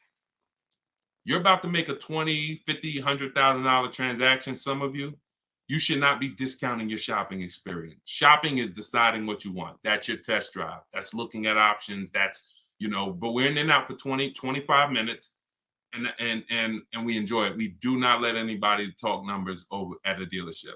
If you stick to that rule, you'll enjoy it. They'll be trying to catch you. You'll be dodging them like Floyd Mayweather. Say what you want to say about Floyd, man. He can dodge and dance. They'll be like, man, can you just sit down? No, I mean, can I get you 5 minutes? 5 minutes. No, actually, I'm in the car already. Honey, start the car. Hey, but I appreciate your service. Hey, can I get your car? Because if we do like this, we'll reach out to you. So we'll reach out to you and give you a shot. Okay, you sure, man? We got great deals. No problem. Don't believe the games, y'all. So unlearn it. All of this is in my book. I want you to use this process. It's normally $97, but it's part of our new release. It's 75% off. It'll be in your inbox. That's part of my multiple marketplace strategy. This is when you're in control. This is when no one can force you. You don't have anything to think about because you're not talking. Everything's done by email. So you can have my book, your copy, in your inbox, in my TikTok bio, in my Instagram bio, 75% off for 30 minutes. Get your copy for $24 and use this stuff. All right, Jack said, I got the book. Wonderful. Good. Does the book give you a one-on-one phone call with you too for $24? Absolutely not. And I don't do one-on-one phone calls with anybody. No disrespect. I've been blessed. I can help thousands of people. That's what I do. I help lots of people at once. Your situation is not unique. As much as you think it's unique, there's hundreds of people, many on this particular broadcast, that are in the same situation as you. So being that there's no unique situations, there's no reason for one-on-ones. All you got to do is just use the process, trust my process, and get offers. And last thing before we leave, this isn't building a rocket ship. Getting multiple offers is something that is not hard to do. You just haven't been in the habit of doing it. This isn't something you got to say, oh, I hope this works. You're not doing an experiment here. You're getting multiple offers from lots of dealerships and you're seeing lots of options and you're picking the best one. I'm just giving you a system to do that in 45 minutes. See what I'm saying? So this isn't like, oh, okay, all right, I hope I don't fail a test. I'm going to school and then I got to learn this stuff and then I got to take a test and I hope I don't fail. No, this is literally multiple offers. And once you realize the simplicity of it, you'll be like, Dad, how wasn't I shopping like this before? That's how it is. All right, so grab your copy. Shout out to everybody who shared. Shout out to everybody who jumped on the broadcast. Use it. I'll see y'all in the next one. A lot of good questions today. Have fun today. I'll see y'all next time.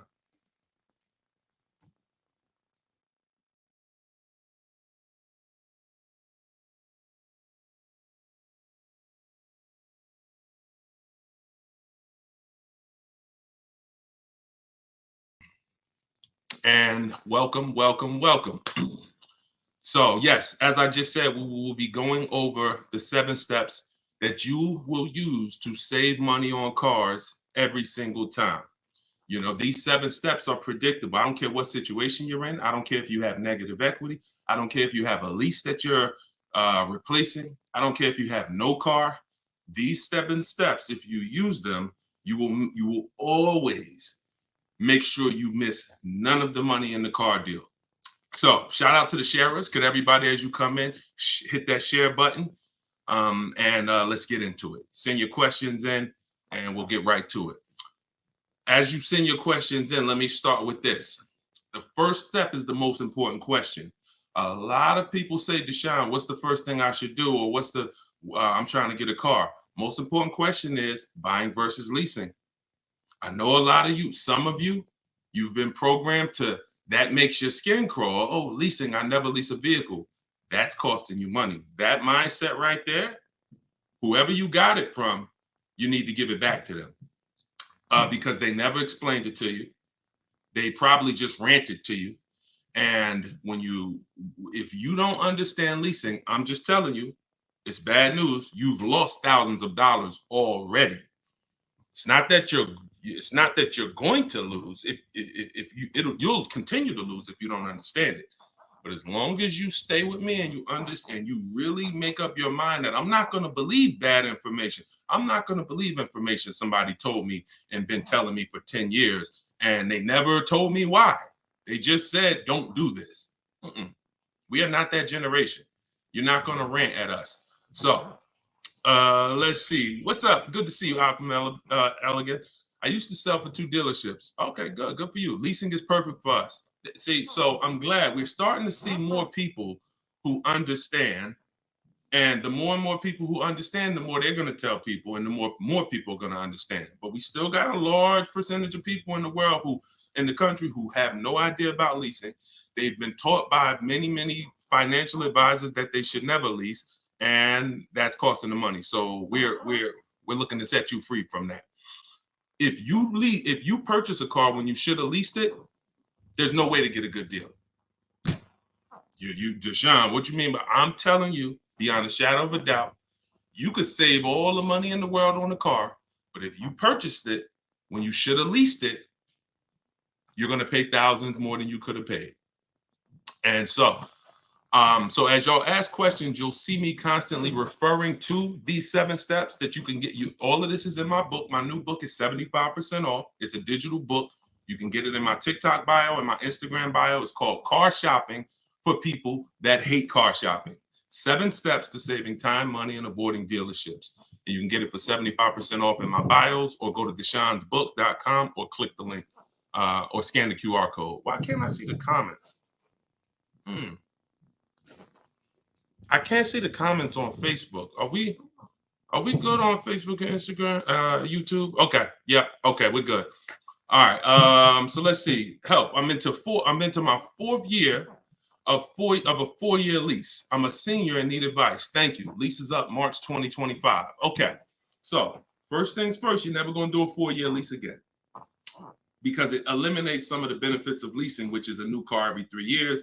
Car is usually always under warranty. So we don't do 4 years. We're paying too long on a vehicle, we're giving back. The key with a lease is to make sure you're only paying a small percentage of the car's value.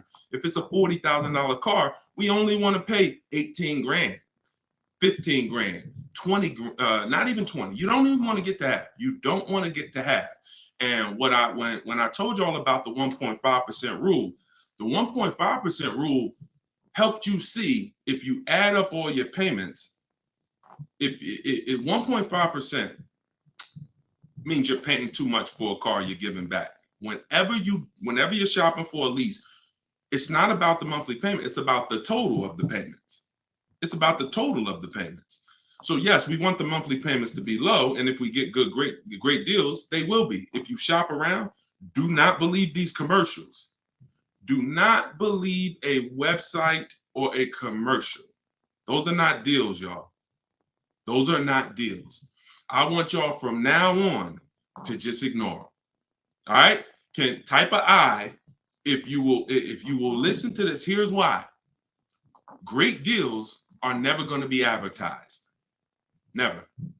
Great deals are when the dealer barely makes any money. They make a little bit of money. Sometimes they lose money. That's a great deal. Dealer makes a little bit of money, or they lose a little money. We ain't putting nobody out of business. I'm here to tell y'all that you will never see commercials plastered all over and billboards advertising deals where the dealers make a little bit of money. It's not going to happen. So when you see these advertisements, you'll notice they're always with thousands and thousands of dollars down, no taxes, no fee. So pay no attention to those. The only way, y'all, that you will know a good lease deal is to shop for it. It's the only way, because they're not going to advertise it. And so when you shop the way I'm going to teach you to shop, where you're at home and people are bidding for your business, you are going to see that the deals that you're going to get are thousands below what those commercials say. So the first thing I want you to do, miss, with the 4-year lease, let's go to our system. I want you to look at my notes. I broke down each step for you in my 7-step process.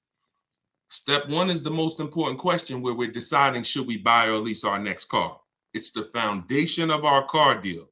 So the first thing you're going to be doing as you bring financial literacy into your car purchase, could we shoot the TikTok likes up? Could y'all, as you come in, just keep tapping the screen? Shout out to everybody. We already got about 300 people on here between all the platforms. So could y'all just keep typing the screen and shoot those likes up? So the first thing that you're going to do is decide whether you're going to purchase a lease. It's paramount, because that's the foundation of your car deal. You save the most money by being on the right foundation. We talked in a different broadcast I did about how the long-term purchase is a winner. If you keep your cars 8-10 years, type me in the comments. If you're somebody who you keep historically, doesn't mean all the time. Thank you, Optima. But if you historically keep your cars 8, 10, 12 years, type me in the comments. Okay, I see you, Christy. Now, the other side of the coin is the people who who lease. Short term, you win, because you're going to pay such a small amount for the car. It's just, you never put the money in the car. But the middle ground is what we want to get away from. So if you put your deal on the wrong foundation, you purchased, but you should have leased. You leased, but you should have purchased. There's no way for you to get your best deal. It's over. You've made a critical error. So let's just say now, y'all got new information, you're moving forward, you're like, Deshone, okay, that's step 1. I'm going to decide if I'm a long-term person, which is an 8-year person. We talked in other broadcasts about depreciation. This has nothing to do with whether you're paying cash for cars or whether you are taking loan. This has everything to do with the depreciation of a car. 8 years is when you purchase. If you're keeping your cars 8 years, you purchase them. If you're not keeping your cars 8 years, you're leasing them. So that's step 1 in the book. That's step 1 in my process. Step 1 in how I teach. Now let's go to step 2, equity assessment. So, young lady who asked the question, she says she's a senior. I'm calling her a young lady, but she says she's in a 4-year lease. It's up in 2025. So now you've already decided you want to lease again. So step 1, check, done. Step 2, equity assessment. We must analyze the equity in our asset. If you have a car right now that you're replacing, if you have a car that you're driving, some of you want to hold on to that car. I don't usually recommend it unless you're a high mileage driver. I know some people like to have, or unless because having a car and not using it is like, for what? But let's just say you're going to replace your car. Now, you got to realize, y'all, your car is worth a different amount to different people. I want to let that sink in. Let that sink in. The car you have, the lease you have, who didn't know you could sell a lease? Type H for honest. So you got to be honest. If you want to win with me, you got to be honest and say, you know what, Deshone, I didn't know that, but now I know, and we're going to do better. If you didn't know you could sell a lease, that's already cost you thousands of dollars. What you're doing when you're dropping your lease off to the dealership or to a dealership, when you're trading your car in, some of you have been in the habit of trading your cars in. you're not maximizing the value of that asset. What you're doing is you're saying whatever it's worth to the dealership that sold me the car, I'll take it. That's what you're saying. If that car is only worth $18,000 to them, but to another buyer, to CarMax, it would have been worth 21, you lost 3,000. If it would have been worth 22 to Carvana, you lost 4,000. If it would have been worth 23 to Driveway, you lost that money.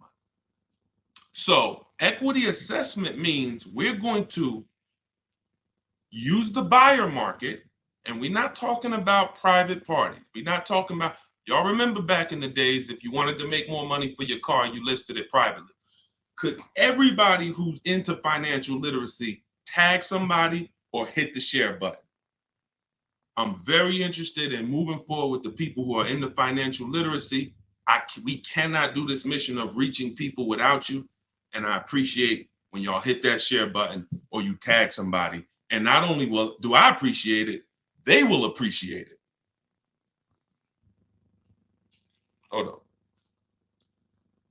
on. I just lost my volume on the iPad. Hold on. Let me know if y'all can hear me. Let me know if you can hear me on TikTok. I know y'all can hear me on the other platforms, but I might have just lost my volume on TikTok. So how do we do the equity assessment? Hold on, I'm waiting for confirmation for TikTok here. Can y'all hear me? And is the volume still good? Let me know. Oh, we got a couple hundred people on here. Somebody type that. All right, thank you. All right, so the equity assessment means we're not going to a private party. There's a couple steps in this. There's 3 different types of equity assessments. I break all of this down in my book. You can get it for 75% off. You won't leave the broadcast, but don't miss your time to get it for 75%. $97 is still great. We've gotten dozens and dozens of reviews for $97, but I want you to get it for 75% off. Go get it. So there's 3 different types of equity assessments. One equity assessment is for those of you who have a car, you own it, or you have a loan on it. If you didn't know that you could sell a car with a loan on it, I'm here to tell you, you can. Some of you may have thought, man, I got to wait for the title to come. No, you don't. And I used to have people come into the dealership and say, hey, Deshone, what's that car right there, man? And I'm like, that's the new E-Class. When I work, if some of you don't know me, you might just be seeing me. I worked in the car business for 14 years, 4 years my own brokerage, 5 years Mercedes, 5 years GM. So I get people come in and say, Deshone, man, that's the new one. That's the 20, whatever. I'm like, yeah, it just came out. He's like, all right, I got 3 more payments on mine. As soon as I pay it off, I'm coming to get that one.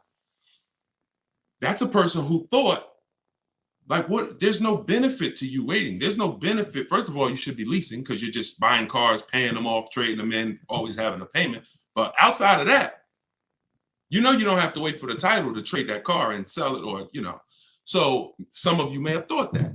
You can. So one equity assessment is for people who have a car you own. Second equity assessment is for those of you who have a car you lease. Third equity assessment is for those of you who have a car you lease and your bank put a third-party restriction on that lease, which means they limit who you can sell to. You selling. They don't limit you selling. When y'all hear me pause, that means you got to sit and let that sink in. Because many of you may have saw you had a third-party restriction and you said, man, I'm done. I can't get my equity now. I got to buy it and then I got to resell it. Problem with that is when you buy it and resell it, you pay taxes and fees on it, which comes out of your profit. So if you would have had $5,000 in equity, when you buy it and you pay the taxes and fees, you're going to lose probably $3,000 of that, maybe more. So how do we get around that? First things first, with a standard equity assessment, you could sell to anybody. With a standard lease, if you don't have a third-party restriction on your lease, you can sell to anybody. And here's who you should be getting your cash offers from: CarMax, Driveway, Carvana, AutoNation, Kelly's Blue Book, Instant Cash Offer. KellysBlueBook.com is trash. That's a marketing website. I see y'all lighting up the likes on TikTok. Shout out to you. Shout out to everybody coming through on TikTok. I see you. And so KellysBlueBook.com is a marketing site.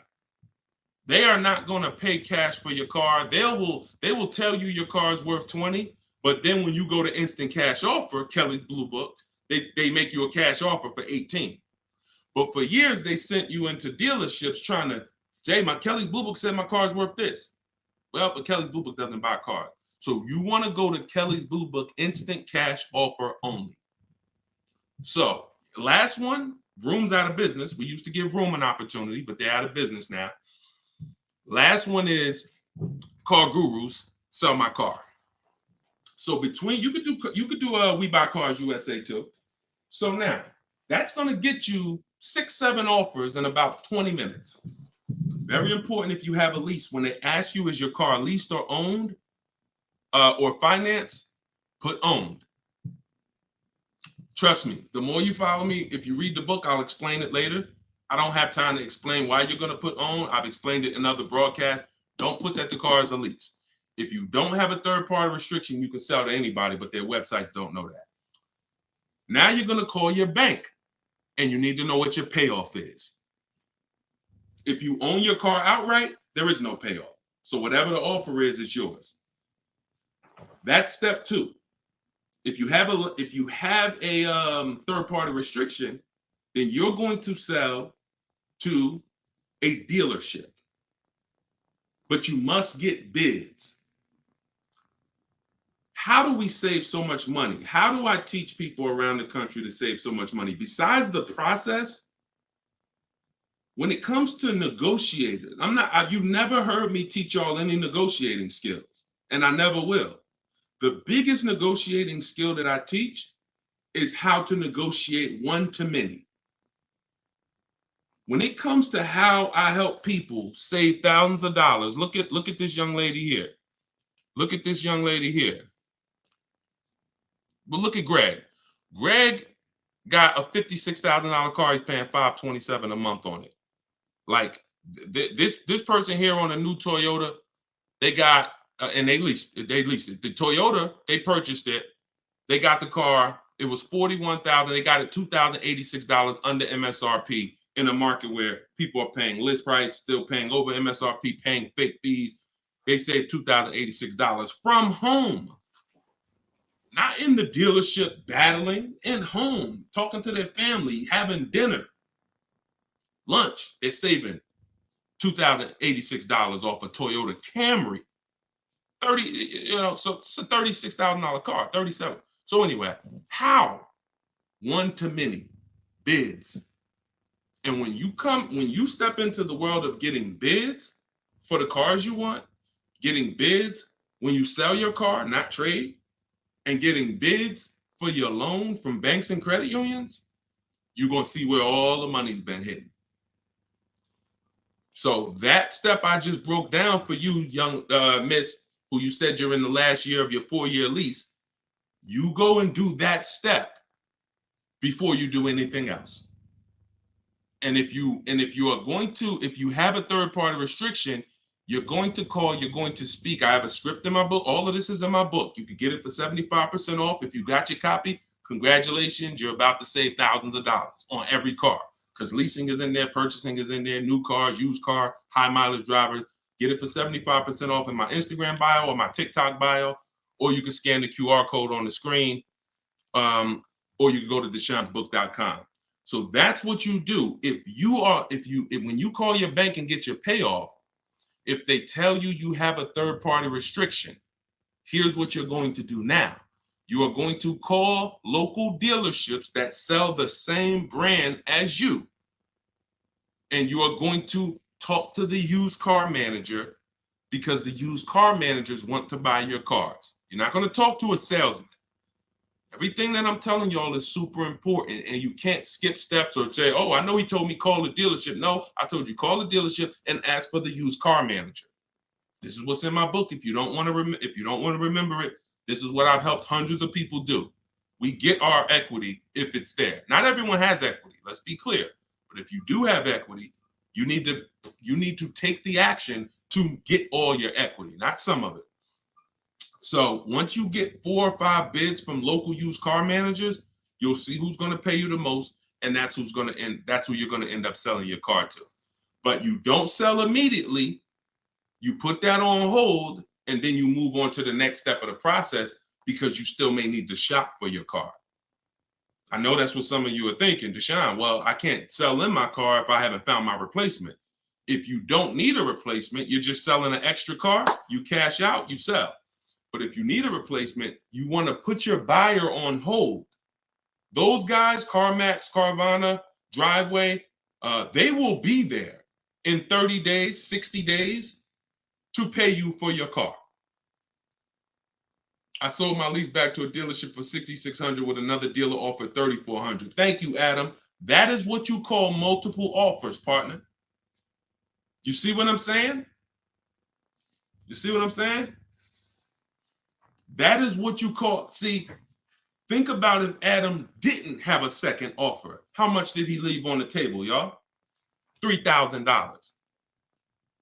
So many of you, the money you've been missing is in the fact you deal with dealerships in an old-fashioned way. You do this one-to-one back and forth negotiations, and you never get a chance to shop the market to find out what the true value is, what the true discounts would be.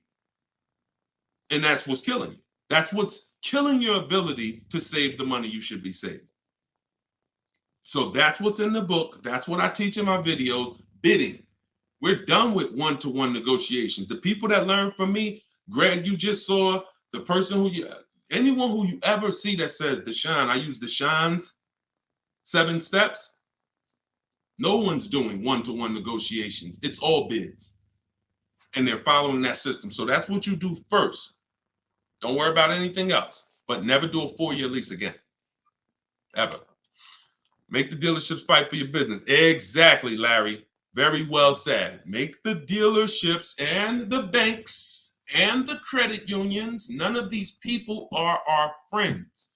Does not mean they might not be friendly, but anyone who has a vested interest in making money on you, it must be treated as a business relationship first. You earn the business first. Friendship, because the minute you don't earn my business and someone else beats you by $1,000, $2,000, $5,000, we're not friends. So let's just keep it business. And when we turned our car salesmen into our friends, we gained a friend, but we lost the ability to save thousands of dollars and know we are saving the most money every time. Sorry to tell y'all, many of you, who's had a car salesman they purchased, be honest, who has a car salesman they purchased from at least 3 times? Anybody on here? I see you. Good to see you, Optimum. I'm glad you got your copy. Enjoy it. Use it. Don't read that book. Use it. Who has a salesman that they have purchased from at least 3 times? Okay, couple people. Who has a salesman they purchased from at least twice? Same salesperson, at least twice.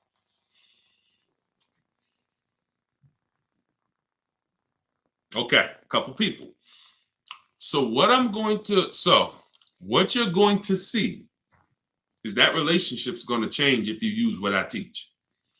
When you step into the bidding system, you saw anybody who's used the bidding system, even if they haven't used it, even if they didn't do it my way, we're going very wide. Even if they're getting a couple bids, couple offers, you saw Adam got another offer, he saved $3,000.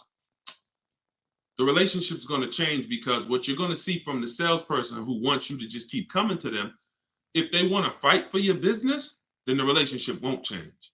If they want to say, listen, whatever you get, give me an opportunity to beat it, match it, whatever, or hey, here's my offer, that's different.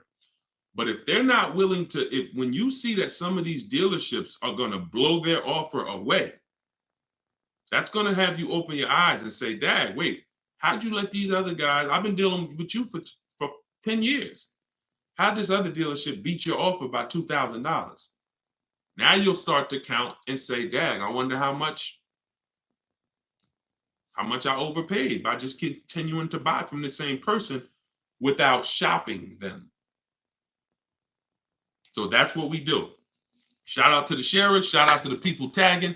Shout out to the people who helped this. Listen, and I'm telling y'all, some of you who've been following me, you know, I do stuff for the people that help me. That's what I'm big on. Like I'm always come and get the information. But those of you who actually share, who tell your friends, who text this broadcast out to people, trust me when I tell you, we're going to find a way to do it. I don't know what I'm going to do for y'all, but I'm going to figure out a way to reward the sharers because, you know, and inbox me if y'all have any ideas. I'm totally open to it because the people who share the broadcast are probably, you know, it's just a different level of, you know, I want to see this information get out there. So good to see you. Gigaworks got the copy. Enjoy it. Enjoy it. Do we need the book if we already purchased the No, Katie, no. Katie's in, I have so everything that I do, I have multiple versions of it. So what y'all see my social media videos, all that is all the 7 steps, but they're just broken down and they're all mixed up. You can't really, there's no continual step-by-step path. In the book is a written step-by-step path, but I also have a video library that has a step-by-step path, same thing from the book. And then, you know, Katie, you're in the video library. You don't need to get the book. No, you don't need, it's just redundant. Yeah, it'll come optimum. And if some reason, sometimes people put in a letter in the email is a little different. Check your spam, but we deliver these books throughout the day, pretty much, well, every day. So just check your inbox and make sure it's there in the next 10 minutes. If not, DM me. We'll check the email. We'll make sure it's right. We'll get you your copy. All right, twice. And when I got, okay, so Good Time said twice. And when I got in for oil change, they don't give you the time of day. You know that? See, she said, so I bought from the same person twice. And when I came in, you come in for your oil change, it's like they don't know you. That's why let's get rid of the relationships. There's no relationship. The reason why, if you ever had that happen, I'm not laughing at you. I'm just laughing at the situation. She said, I bought, you know, 2 cars from the same person. And then when I came in for the oil change, it was like they barely remembered me. That's a clue. It's a business relationship to them. It's not a friendship. We're not hanging out. We're not coming to the barbecues. Our kids are not hanging out with each other. It's a business relationship. And when I'm trying to earn your business, I'm all for, hey, I'm your friend. I want to know about your family, your hobbies. What do you do after that? Hey, it's on to the next person. So being that it's an act, being that it's a show for business, then what I want you to do is just do the same thing. Just do the same thing. Treat it as business. Stop letting people turn your car purchase into some type of relationship. Treat it like business and you will start to save money like it's business. When you treat it like it's your friend, you're not saving the money. You're thinking about, oh, it was a good experience. He was so nice, but how much money did we save? You get what I'm saying? You get what I'm saying? 2 things can be true. You can be a nice guy and you're trying to overcharge me. Or you could be, not that you don't seem like a guy that I want to hang out with, but you made me the best offer and you beat everybody else's business. We don't need friends selling us cars. You know what I'm saying? Good to see you. Yeah, hit that like button. Appreciate y'all. And make sure you subscribed on YouTube. Make sure you are subscribed. Make sure you're following. He did. Second time he ripped me off. Sorry to hear that. All right, so let's keep the questions coming. Let's keep the questions coming. I'm trying to see which question we're going to go with because we're getting them from all the platforms. Deshone, how do I get past this situation? The car I was buying, the owner died. No title, no plates. Oh, okay, you were going to purchase a car from a private party, I'm assuming. The owner passed away, no title. Okay, if there's a loan on the car, the bank's going to figure it out, I would think, because somebody owes the bank money. If the car is paid off, then it may not be that hard. The car may end up in, will it go to probate? I mean, if it's an asset that the person owned and they passed away, then I guess it would go to probate. But it's really going to come down to if they really own the car. Some people out here with no title, they don't really legally own the car. It's in their possession, but they don't legally own it. If they legally own it, then you're probably going to have to wait for, but still, unless you have something in writing, there's no proof that they were going to sell it to you. So what they may want to do is sell it on the open market. It's going to be a little tough. Unless you can stay close to a family member or somebody who's going to be involved and say, hey, I was just about to buy this car, because they probably don't want to be bothered with the car, honestly. They probably don't want to be bothered. So if you can stay close and let them work out the legality and the paperwork, maybe you can still end up with it. But yeah, that's all I got. In-house finance. I don't know. In-house finance. How are you going to buy a car? Then who is the owner? Okay, I think because this wasn't from a dealership. If it was an owner who passed away, then it was a private owner, right? Somebody you either knew or you found on Facebook Marketplace. Yeah, let me know. You should open up your own dealership. Listen, Michelle, let me tell you this. The reason why I would never do that, because what I teach is a bidding system. It's not a relationship system. You want me to open up a dealership because you kind of like the way I do things. You kind of seem like, oh, this guy would be honest if he ran a dealership.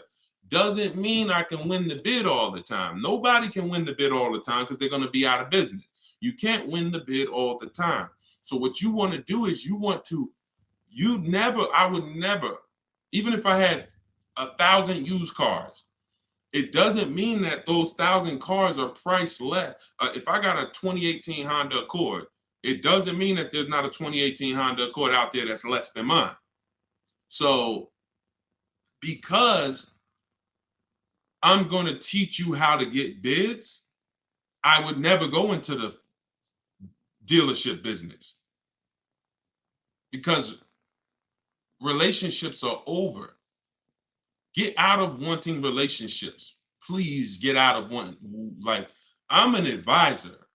We're building education. So you could have a relationship with me from an educational standpoint. I don't have a car to sell you.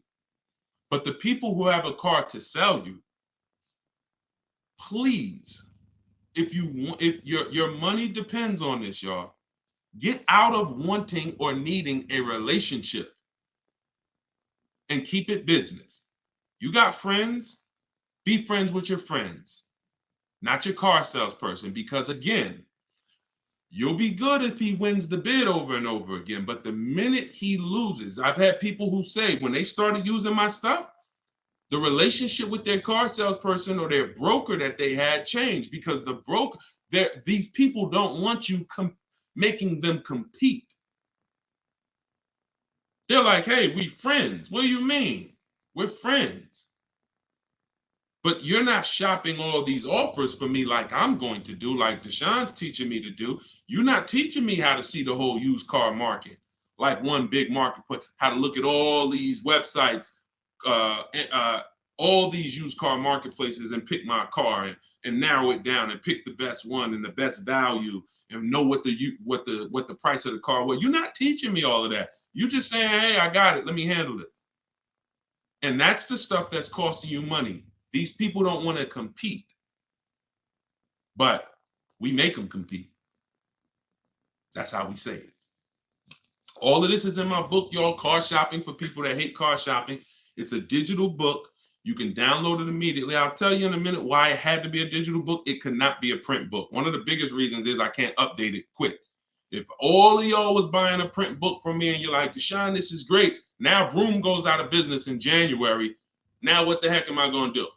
That's one of the things I got in the book is when we sell our car, we're selling our car. One of the people we get bids from is Vroom. Now Vroom's out of business. I got a million books in print. What am I going to do? What does that mean for you? That you just paid, you got your book, you're using it, you go to Vroom, it says we're no longer in business. So one of the reasons is I could update on the fly. Vroom went out of business. I went into the file, team updated it, book got updated. Everybody who had the book, when they opened the new file, there was no Vroom there. So that is what it's about. Get your copy in my TikTok bio, get your copy in my Instagram bio, click the link, the website, or go to deshonsbook.com. or scan the QR code and make sure it shows the 75% off price. As long as that timer hasn't expired, you still got time to get it at the 75% off. All right. I bought your book when it first came out. I'm upside down on 2022 Corolla by about 6K. Now, which book? Because I've written a couple books since 2021. My first book was 52 Car Buying Question Smart People Don't Ask. This one is car shopping for people that hate car shopping. So if you have that book, if you have the new one, then you got it. It's updated. It's updated. Just go use it. Follow those 7 steps. Don't skip the steps. And the end result is guaranteed. Thousands of people have already saved money. Thousands gotten their best deal using the book. But I need to make sure which one you have. I like to get a Tesla. What should I do to get the new one? So the thing about Tesla, y'all, thank you. I appreciate it, Henry. The thing about Tesla, who's anybody interested in a Tesla Type T? New one, a brand new one, not a used one. Anybody interested in, anybody in the market for a brand new Tesla?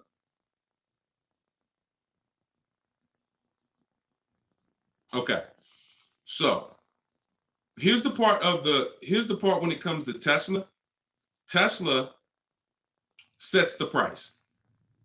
So that part of the bidding system, what is the bid for? Why are we bringing a bidding system to our car purchases? Instead of trading, we get bids and we sell our car. We get cash offers, we sell. Instead of just going to one bank, we get bids from multiple banks. What's the goal? To make sure that we get the bottom price. Make sure there's not a company out there that would have sold us the product for less. Make sure there's not a company out there that would have paid more for our car. Tesla sets their price. So that part of the bid is irrelevant. That part of the bid is non-negotiable. Who I'm buying my car from is non-negotiable because they already set the price. But you still have 2 other steps. You still have 2 other things to get bids on. You still have the equity assessment. If you're replacing a car, you need to get bids. And you still need to do the bank bidding war. If you're getting a loan, you want to get bids for your loan. So 2 things still apply depending on your situation. If you're paying cash for a Tesla and you have no car to replace, then it's easy. You just go in, place your order, and then you get your car. If you're leasing a Tesla, now that's a whole different story. That's a whole different story. Because you need to be able to judge whether it's a good lease deal or not. Many people out here, and you're in leases that are way over 1.5%. You're paying way too much money for these leases. I get 50% off MSRP on Tesla cars. I work for Tesla. So you're telling me an $80,000 car, you're buying it for $40,000. Okay. I'm on from Michigan, turning my lease in this week. Need advice? Well, follow the steps. If you missed the first part of the broadcast where we were talking to a young lady who has a lease that's expiring next year, and I broke down, you can see in my description that I have 7 steps that we go through to make sure we get all the money in our car deal. We save all the money we're supposed to save. And step 1 is to determine whether you're buying or leasing. Step 2 is your equity assessment. We went over that. And that's when we're going to, before you, because you're about to return that lease. It sounds like by the way you're talking, you already have it set up to return that lease. But if you haven't analyzed the equity in that lease to make sure that there is no equity that you can cash out, then you are losing. You are absolutely losing. So what I would tell you is rewind the broadcast. If you catch it on Facebook, if you catch it on Instagram, if you catch it on YouTube, rather, you should be able to rewind the broadcast and catch that equity assessment, or you could just download my book right now for 75% off, and you'll have it right there step by step. Because if you have returned a lease over the course of your life and you did not do an equity assessment, there's no telling how much you gave back. Maybe you didn't give, but I'm gonna tell y'all who really gave back money. Anybody who returned a lease in 2020, 2021, 2022. Those 3 years where cars were worth $7,000 to $12,000 more resale value, If you just returned your lease, then the money you lost should be so painful, you never skip a step in the process that I'm trying to teach you again. Because I'm telling you flat out, we had people putting $7,000, $10,000, $12,000 in their pocket. Some of you may have. If you cashed out during that 3-year run with high resale values, type a $, because I can tell you, me myself personally, I sold my lease for $8,900. At the end of it, I helped my mother sell her lease. At the end of it, she got $10,200 after she drove it for 3 years. And me personally, helped thousands of people, talked to hundreds on my pages who personally said, D, you helped me make $7,000. D, I sold 2 leases and I made $12,000. So if that's you, okay, we got a couple people who you've cashed out. So you cannot ever again drop off a lease at a dealership without assessing the equity. That's always the first thing you do. Forget about the car you want. Forget about the car you want. We'll get to that step later. Equity assessment first. I lost out big. Infinity got me. Yes, I'm sorry to tell you. You don't know how much it was. We can't guarantee you had equity. But over a 3-year period, almost every car had equity in it. Almost every car had equity in it at the end of the lease.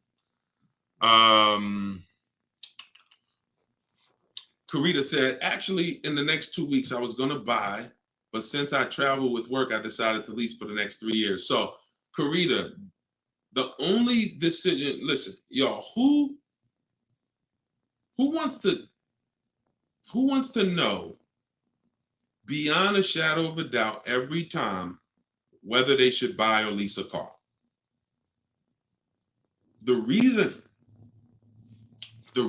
that I hear are not good reasons. What do I mean by that? That's not a good reason to lease a car. Now, that doesn't mean you shouldn't lease. You said, since I travel for work, I decided to lease. Here's when you decide to lease. I'm not keeping the car 8 years. In my book, I talk about something I created called the 8-year rule.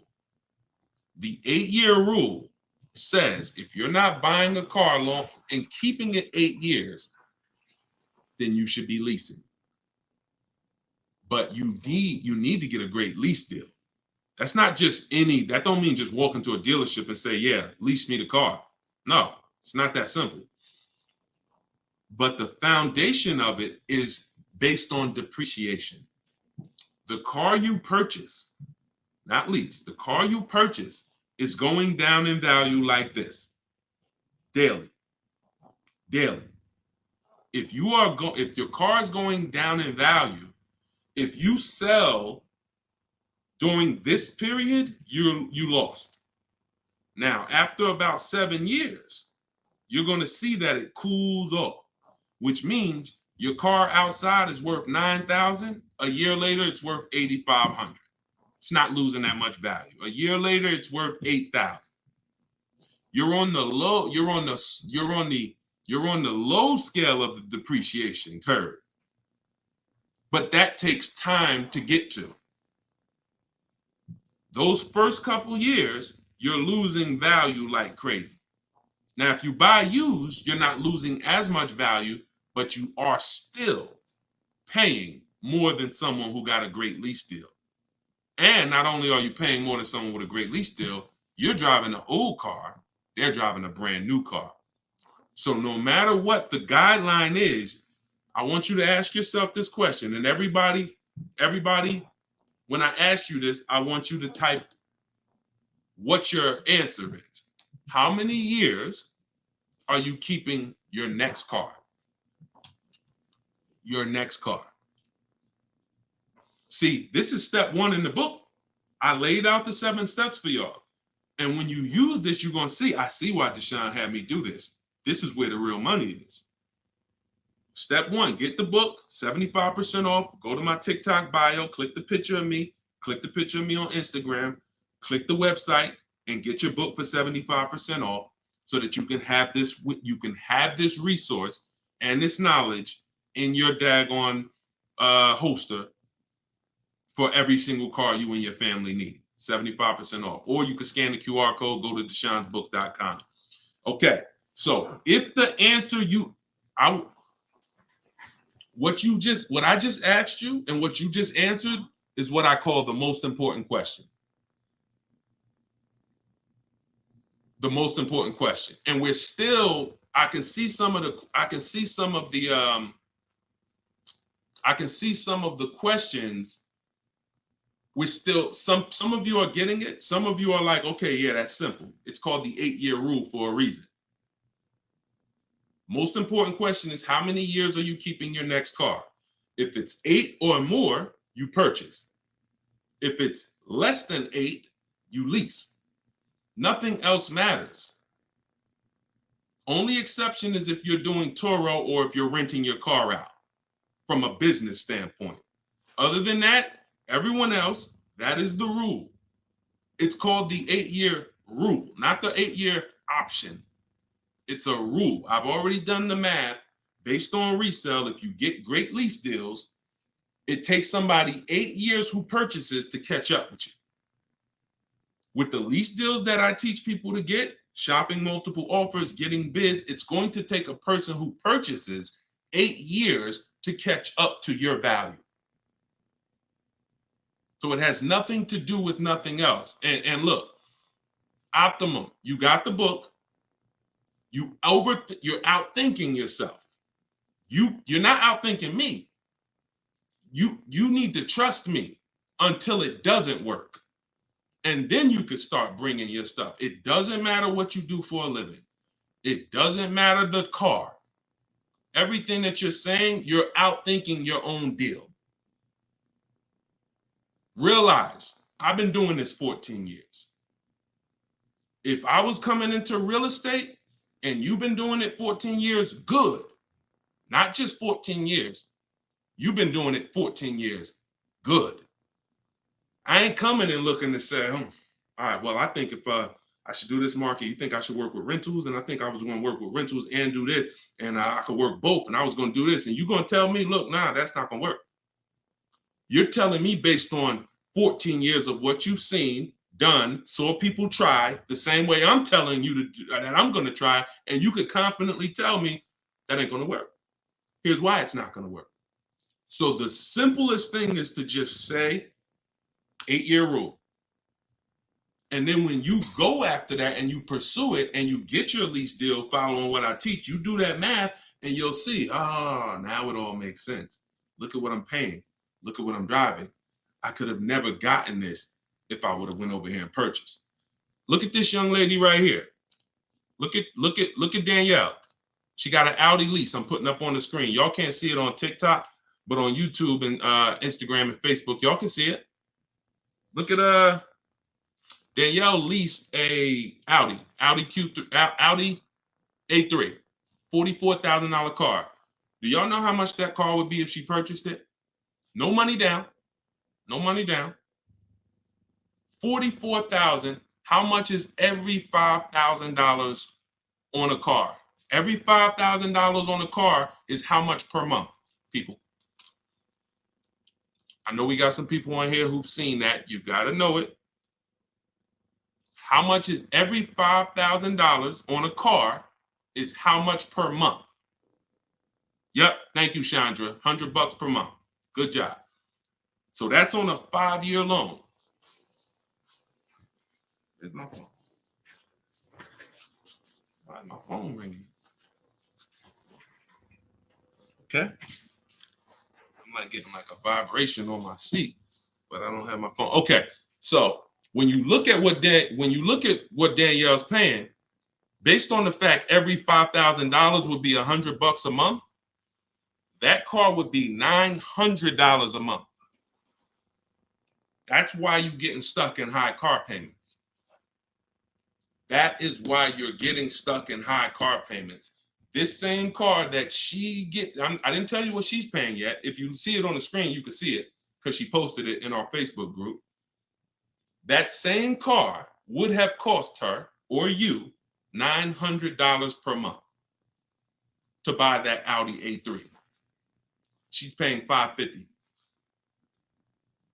What's better, y'all? 900 or 550? What's better, y'all? 900 or 550? Do we even need to ask? So Danielle doesn't need any convincing that the lease was an incredible value. Now, let me give you a different scenario. Let's say she had purchased that car. Let's say she purchased it. Let's say she's a long-term person. She's going to keep that thing until the wheels fall off. 10 years, no problem. Pay your car payment, pay off the car, get to the point where the depreciation has slowed down, and then sell it whenever you want to. But you can't do that in 5 years. You can't do that. You can't put all that money into the car compared to someone who's leasing. You get what I'm saying? It's always a comparison. Always a comparison between purchasing and leasing, because someone who's leasing is out here who knows how to get great lease deals. I ain't talking about just walking in, signing a lease. If you don't, hold on, let me know if y'all can hear me. TikTok might have went out. Sometimes I get the audio goes out. So that is what oh, somebody said, does the 8-year rule apply to high mileage drivers? Great question. Great question. If you're a high mileage driver type HM, Tony said he drives 20,000 miles per year or more. So let me put my book banner back up. So in case y'all, for everybody who just jumped on, you can get my book at 75% off. Just scan that QR code. Yes, it does. This is a great question. So high mileage drivers are losing more than a lot of people. If you drive more than 20,000 miles per year and you don't keep your cars 8 years. See, let me tell you how the 8-year rule applies. A lot of people think I'm partial to leasing. I'm not. I am as 50-50 as it can get, because it depends on how long you're keeping the next car. If you see a car and you love it and you're like, man, I'm keeping it, that's going to be my car till whatever, you purchase that car, because you're going to win in the long term. But I have to be very, very strong in how much I tell you that those of you who are not keeping your cars 8 years have lost money, thousands, every single car, by purchasing them. Every time you buy, you resell, you trade in 3 years, 5 years, 6 years, you are losing thousands of dollars. You're paying all this money for cars that's not coming back to you. And a person who leases is never putting that much into the car. Somebody like Danielle, she's only giving them $550 a month for it. She's going to go and she's going to do something else. So what you get for your money, the value on a great lease, can't be measured. It's incredible. But let's stick to the high mileage drivers now. So high mileage drivers, if you're a short-term person, you're answering that you're not keeping the car 8 years. If you are, that's okay. Buy a Honda, buy something that you know is going to last. Do your research. I have this step in my book that I teach where we Google to make sure we use Google to check the longevity records to make sure a car is going to go 200,000 miles, 300,000 miles. And as long as you got a car that is going to go that long, you just drive it. Just drive it. So if the 8-year rule is always the first question. That's always step one. It doesn't matter how much you drive. You could drive 40,000 miles a year. 8 years, that's 320,000 miles. Find you a car. If you use my strategies, I'll help you find a car that's going to have that type of life cycle. And then you just put the mileage on it and you just keep driving that thing. There are people out here who do that. But where it comes into play where you don't understand leasing and it's costing you thousands is if you're not keeping the car 8 years and you're doing that kind of mileage. I would see people come into the dealership all the time, especially when Uber first started. You would see people come in and they had 250,000 miles on like their Honda. Young, usually young, not always, but and they're trying to do this business, trying to get bad. I'm like, they're trading in the car, but they still have 3 years left on their loan. And I'm like, man, you realize your car is like 250,000 miles. Your car ain't really worth much. Even though it's not that old, the mileage has just killed the value. And they've gotten these long loans. Now, first person I saw with a high mileage lease is when I worked for Hyundai. I worked for Hyundai for 6 weeks. The owner ended up going to jail. He was just, it was like a highway store. It was like the definition of, yeah. I was like 6 weeks. I walked out of there. I gave them their key back to the car they gave me. I said, you know what? This is not for me. Thank you. But I did have a chance to see a guy who, I was a manager there. I took a management position. It was fun for 6 weeks, but then it got real like sleazy. So he came in. He had 75,000 miles on his Hyundai Sonata, and he was returning it as a lease. And I said, you leased this? He said, yeah, I've been leasing. He said, I'm in sales. I'm always on the road. He might have said I used to buy, because I would think most people who started out doing this probably found out the hard way that buying their cars was costing them money. And he said, look, I started leasing. What I do is I get a 25,000 mile a year lease. And then every 3 years, I bring it back and I just get a new one. And I'm like, that's amazing. Because I'm like, that's $150, $200 more per month. It's not $600 more a month. It's not $1,000 more a month. To go from a standard 12,000 mile a year lease to 25 or 20 or 30, it doesn't cost more than you're losing when you buy. When you buy your car and you do your 20,000 miles a year, think about this. I'm still talking to you high mileage drivers, but this is not, I'm not just talking to high mileage, I'm talking about the 8-year rule. I'm talking about leasing versus buying. That's what I'm talking. We're talking about the foundation. So high mileage, somebody asked, does the 8-year rule apply to high mileage drivers? I'm answering that question. When you buy and you put 20,000 miles a year on your car is losing thousands of dollars in value, whether you drive it or not. If you don't drive your car and you go out a year later, it's worth thousands less, isn't it? Right? Agree? You don't drive your car, you park it outside, you go outside a year later, it's worth thousands less than it was worth, right? Put the average driver on there. You drive 12,000 miles a year. You go out, it's worth even less than the person who didn't drive it 1 mile. Now let's take the high mileage driver. You put 20,000 miles a year or 25,000. That car is becoming worthless year by year. You're just killing the value.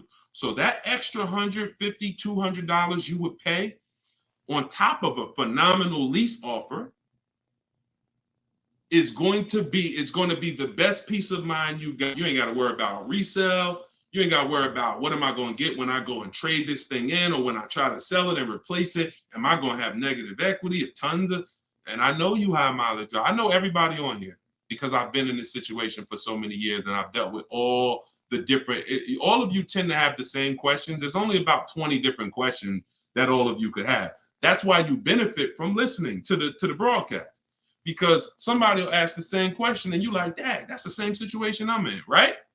Because there's not 200 different questions in the car purchase. There's about 20 different types of people, situations, and those are the questions. Those are the questions. So all we do is answer those same questions for different types of people. That's what's in my book, all there. But in my book, I have 2 strategies for short-term high mileage drivers. You could get my book by clicking the TikTok bio. As long as that timer didn't expire, you could get it for 75% off. Click my Instagram bio, get your copy immediately. It's a digital book, car shopping for people that hate car shopping. It breaks down my 7 steps, step by step. You can scan the QR code or go to deshonesbook.com. So 2 strategies for high mileage drivers. You can either do a high mileage lease, 1 car, or if short-term high mileage drivers, I want to preface that. Or you can do 2 cars, a strategy I call 2 cars, 1 payment. So with a high mileage lease, you typically think about the salesperson that I just said, right? He comes back, he has 75,000 miles on the car. That's not typically a car he's, going out to dinner with, it's my work car. It's my work car.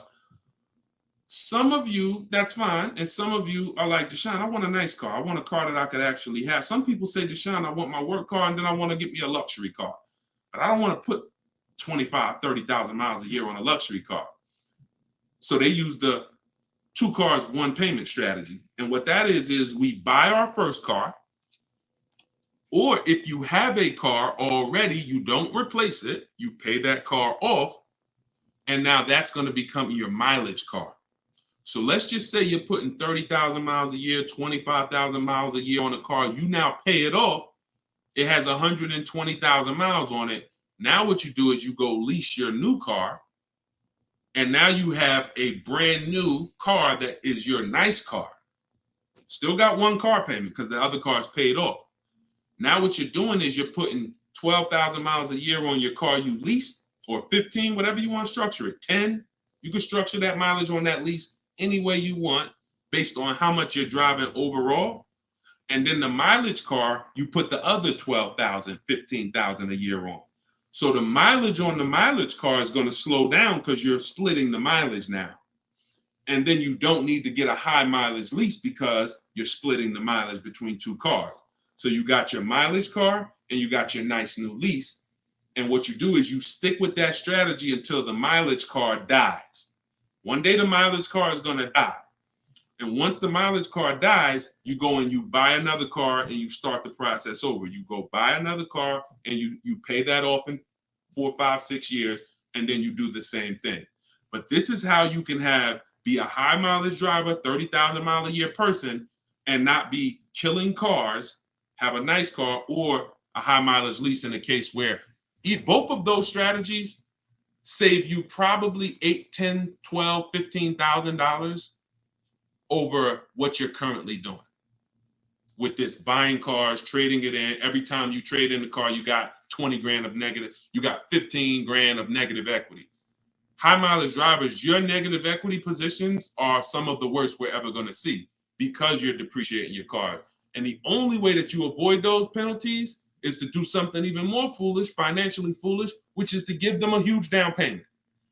Because some of you will say, well, I put 15 grand down. I don't have no negative equity. But where's your 15? You know what I'm saying? Where's that 15 at though? You ain't getting that back. That money's gone. So you done threw more money at the car that ain't coming back to you. You know what I'm saying? Okay, I just leased a 2024 Chevy Silverado, MSRP 55K, 36-month term, 10K, nothing down, $400 a month. I think it was a good deal, under 1%. That's a steal.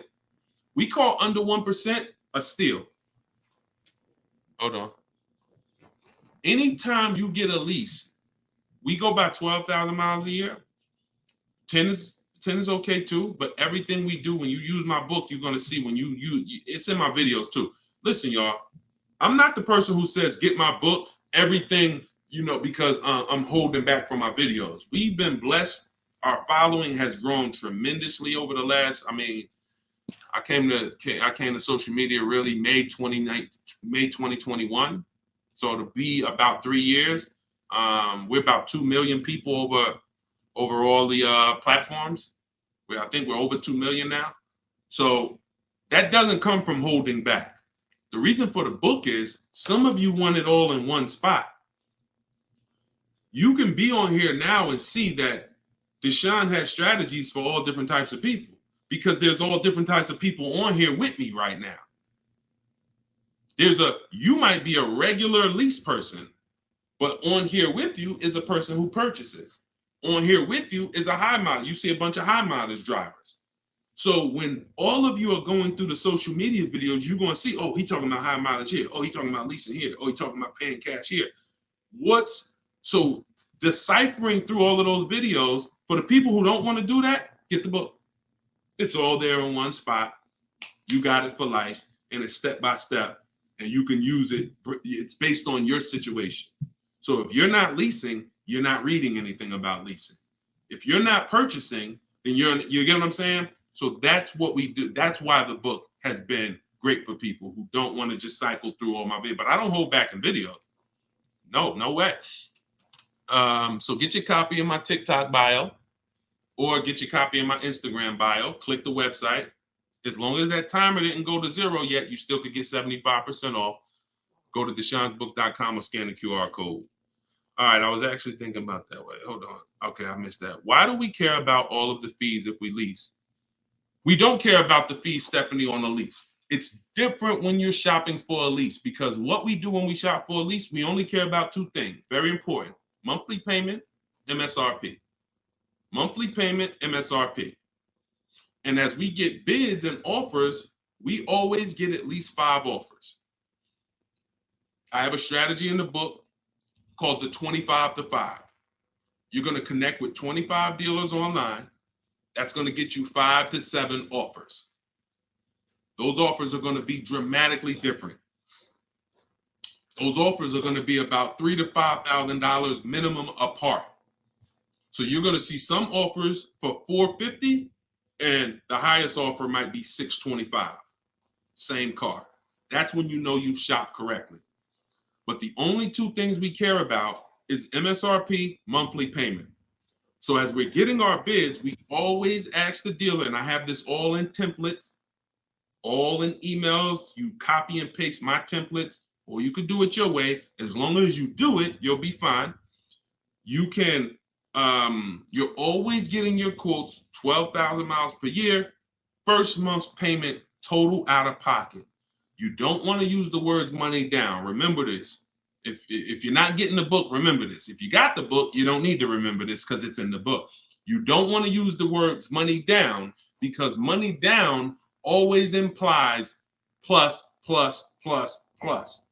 Down payment plus tax plus fees. We want to use the term total out of pocket. Total out of pocket is hard to misconstrue. So when we're requesting our quotes, we're always using first month's payment, total out of pocket. We're doing it for 12,000 miles per year. And then once we start looking at those offers, we're looking at least 5 of them, because you're not going to save the money unless you get at least 5. You're not going to save the money with 3. You're not going to see all the money with 5. This young lady right here, she saved $20,000 off of her Maserati.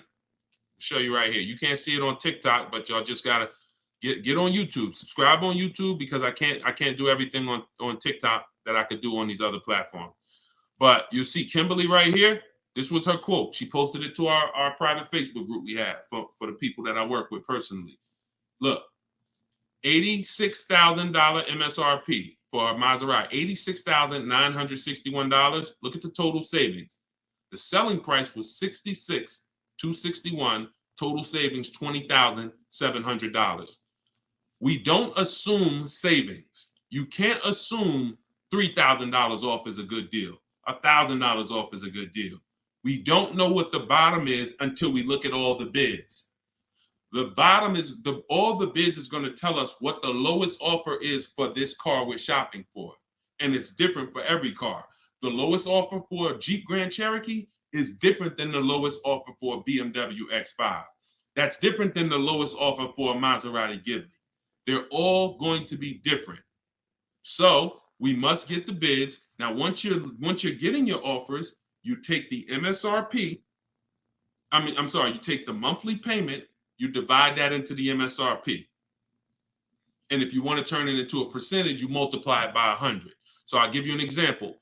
Let's say a dealer quotes us $500 a month, and the MSRP on that vehicle is $45,600. And then we multiply that by 100. That's 1.09%. The percentage is what tells us the quality of the deal.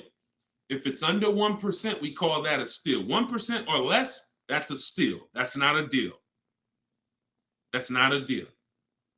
1% lease deals don't come unless there's a great lease program and we got a huge discount.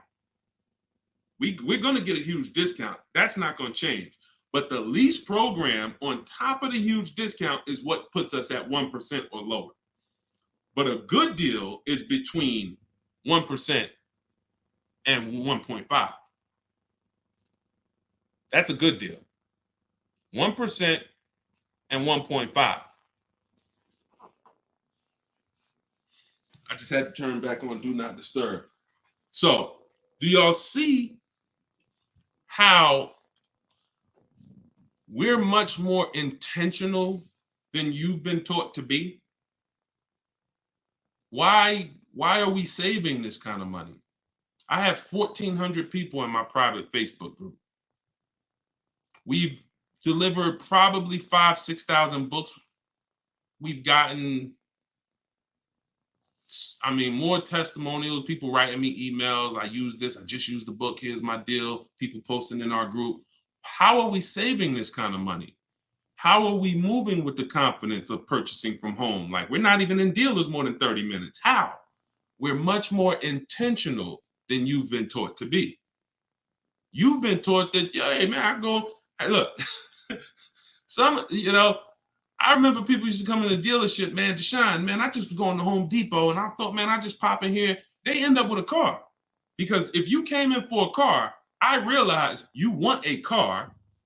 I'm not going to talk you out of a car. I'm not going to tell you this is unwise. I'm going to try to make the best offer that I can to you, and we're going to get it done. But you got to realize, my man, you were going to Home Depot, and now you're making a $30,000, $40,000, $50,000 transaction. If you didn't run into somebody like me, bro, I feel sorry for you, man. Somebody could have taken your head off, because where do we do that at? Where the heck do we come in? There's nothing in this world. Can y'all name me anything? We got probably 400 or 500 people on all the platforms right now. Y'all name me anything in this world besides a car that we go out and we make a $40,000 decision in a couple hours. Just name anything. Is there anything? Right? Look. The chat. Look, all these people on here, the chat is quiet. Because you like, no. Because there's nothing out there. So the way we do it, when you start using the science, these 7 steps to get your best deals from home, you're going to find you're not in the car dealership more than 30 minutes and you're only there to pick up your car, or you're only there to test drive your car. That's in step 4 of our process, which is called shopping, not buying. We've been taught to mix the two. We've been taught that those two are the same. They're not. Shopping is deciding what you want, not buying it. That's why I call step 4 in our process shopping, not buying.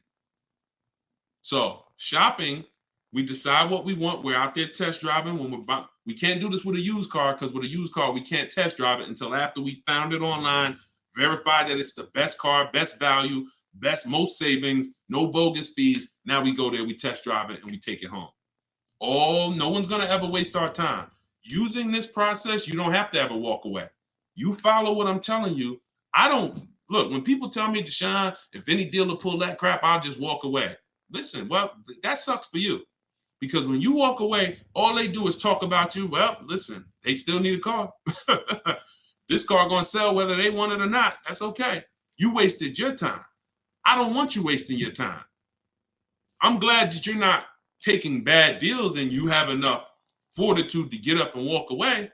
But I'd rather you be in a position where you never were there. If I'm in a dealership, I want you to be, if I'm here for one of 3 things: to test drive my new car or lease to see if I like it. I'm here to sell my old car to the used car manager, get a price on my old car, because I might have a third-party restriction on my lease, and I'm here to have him give me a number on it. Or I'm here to pick up my car. That's it. That's it. If it's a used car, I'm test driving it. I've already searched the whole market. I already know how this whole market is. I already know that this is the best car in the market. I'm here to test drive it. take it home if it's test drive it and lock up the deal. Other than that, we ain't in these dealerships. That's what I want for you.